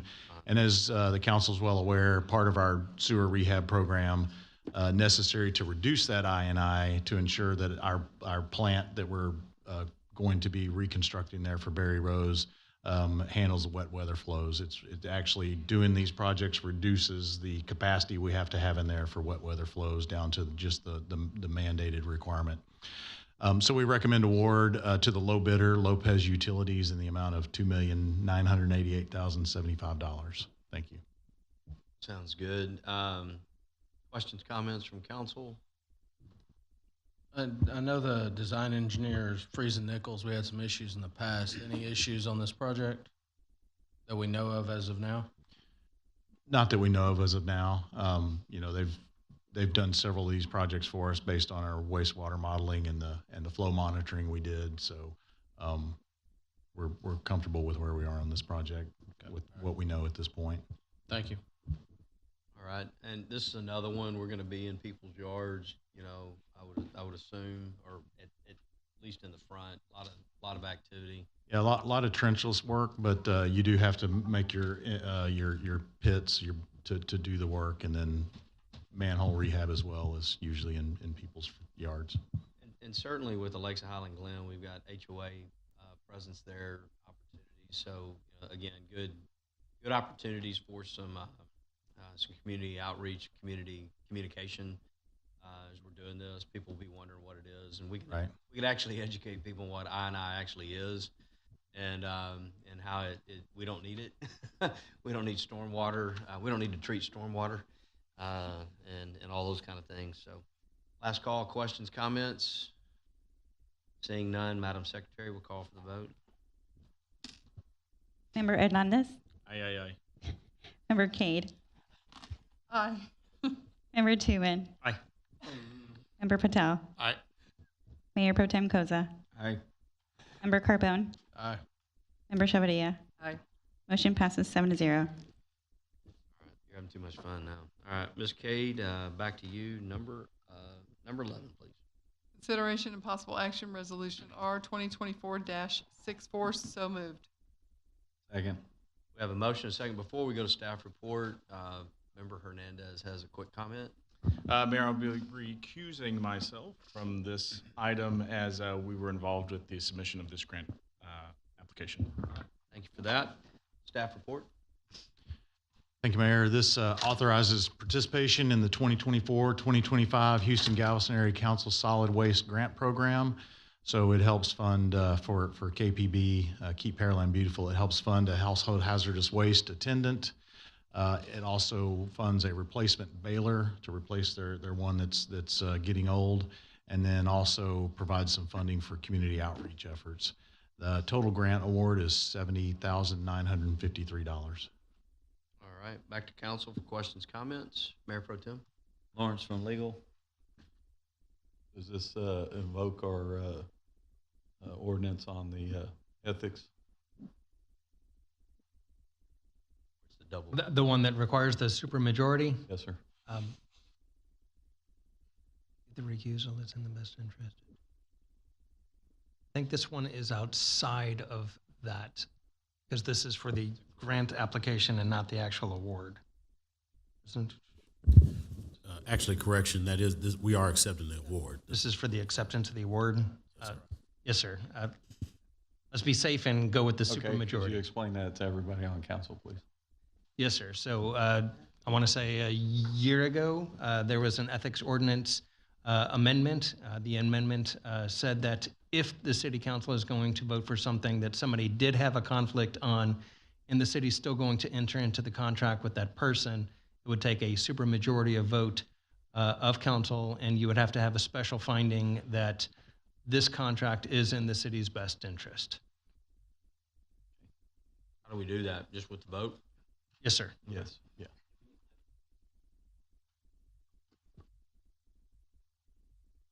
Yeah, for publicly, Mr. Hernandez worked for Keep Pearland Beautiful, which is the agency that is seeking the grant on behalf of the city through HGAC and the solid waste grant program. So because of that, and that's his employer, he has to recuse himself from this. Ultimately, these dollars are coming to the city, but because they're the grant application, or they're making the application, he has to recuse himself from this. And we have to do this statement of finding just to make sure it's in our best interest to do. There's no other grant awarding. I mean, it's in our best interest to receive the $70,000, but it's the process that we need to go through to make sure that we're transparent with the public. And it strengthens our ethics. And it strengthens our ethics reform as we did a year ago. Did I miss anything on that? No, sir. I'm just still trying to think through the supermajority requirement and the finding of best interest, but I think that this is the city accepting the grant from HGAC, if I'm understanding that correctly. That's correct. And then, Correct. But they made the application. Yeah, they made the application, but we're essentially being a pass-through of the funding to them with this vote. So, as I think about it, it probably might not meet the technical requirements of the Chapter 2 provision of the ethics ordinance, but I think we're going to get to the same result regardless. Yeah, it better be safe than not. Yes, sir. Right. And I only say that because of who the award goes to and who it's from. I mean, the contract is with us and HGAC, but. Any other questions, comments? Mr. Carbone? Question for Joel. Is there any stipulations around hours that the center has to be open? I've heard more and more feedback about having trouble getting in. Not with this program. I mean, the contract with the with HGAC doesn't have any contemplation that the facility operate in such a manner. Okay. All right. Thank you. Any other questions, comments? I think it's a good thing. We're getting some dollars in. Be good for our community. Lawrence, you got anything last? No, sir. I was going to say, I think that the assets as a result of this are still the city's assets. So even though the grant goes to KPB, it's still city assets. Right. So. Correct. I'm going to call for the vote. Madam Secretary, we'll call for this vote. Member Cade? Aye. Member Tooman? Oh, real quick. Sorry. We have to do the finding first. So this you can is in the city's best interest. Yes, sir. Yeah. It's a two-step vote. Process. Sorry. So what you're voting on is it's in the city's best interest to accept the grant. Right. Are we starting over? Member Cade? Aye. Member Tooman? Aye. Member Patel? Aye. Mayor Pro Tem Koza? Aye. Member Carbone? Aye. Member Chavadia? Aye. Motion passes 6-0. And then we're back to the motion at hand. It does require a supermajority. Member Cade? Aye. Member Tooman? Aye. Member Patel? Aye. Mayor Pro Tem Koza? Aye. Member Carbone? Aye. Member Chavadia? Aye. Motion passes 6-0. All right. Obviously, it's not something we do every day, so apologize for that. As we move to the rest of our agenda, matters removed from consent agenda, there were none. Other business, there was none. Mayor, council issues for city council discussion, none on this agenda. We're moving to executive session under Texas Government Code, Section 551.074, discussion regarding membership on city boards and commissions. Section 551.074, deliberations regarding development of the city manager's annual performance goals. Section 551.074, deliberation regarding an amendment to the city manager's employment contract. With that, we will move into exec session at 9:35. Hey, man, your last meeting? Yeah.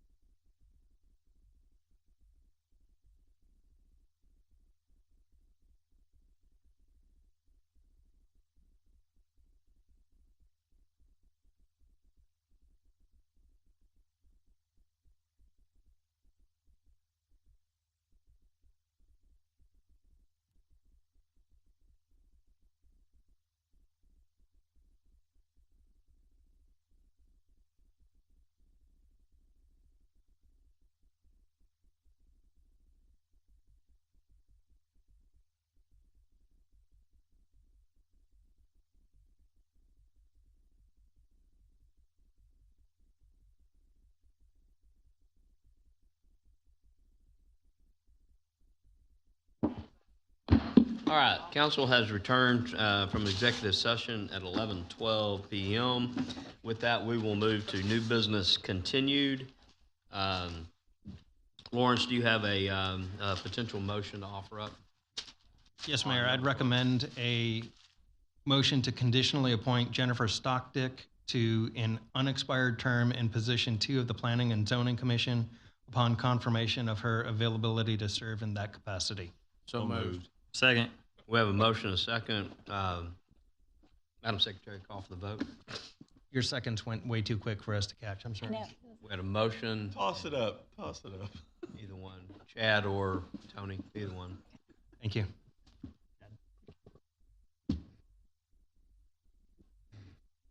Member Tuman?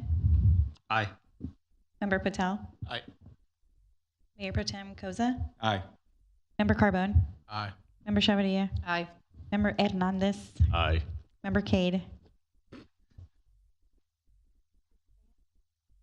Aye. Motion passes 7-0. All right, with that, we'll move to new business item number 13. Mr. Provins, do you have a possible action item there? Yes, Mayor, I'd recommend a motion to amend the city manager's employment contract as discussed in executive session. So moved. Second. We have a motion and a second. Madam Secretary, call for the vote. Mayor Pro Tem Koza? Aye. Member Carbone? Aye. Member Chavadilla? Aye. Member Hernandez? Aye. Member Cade? Aye. Member Tuman? Aye. Member Patel? Aye. Motion passes 7-0.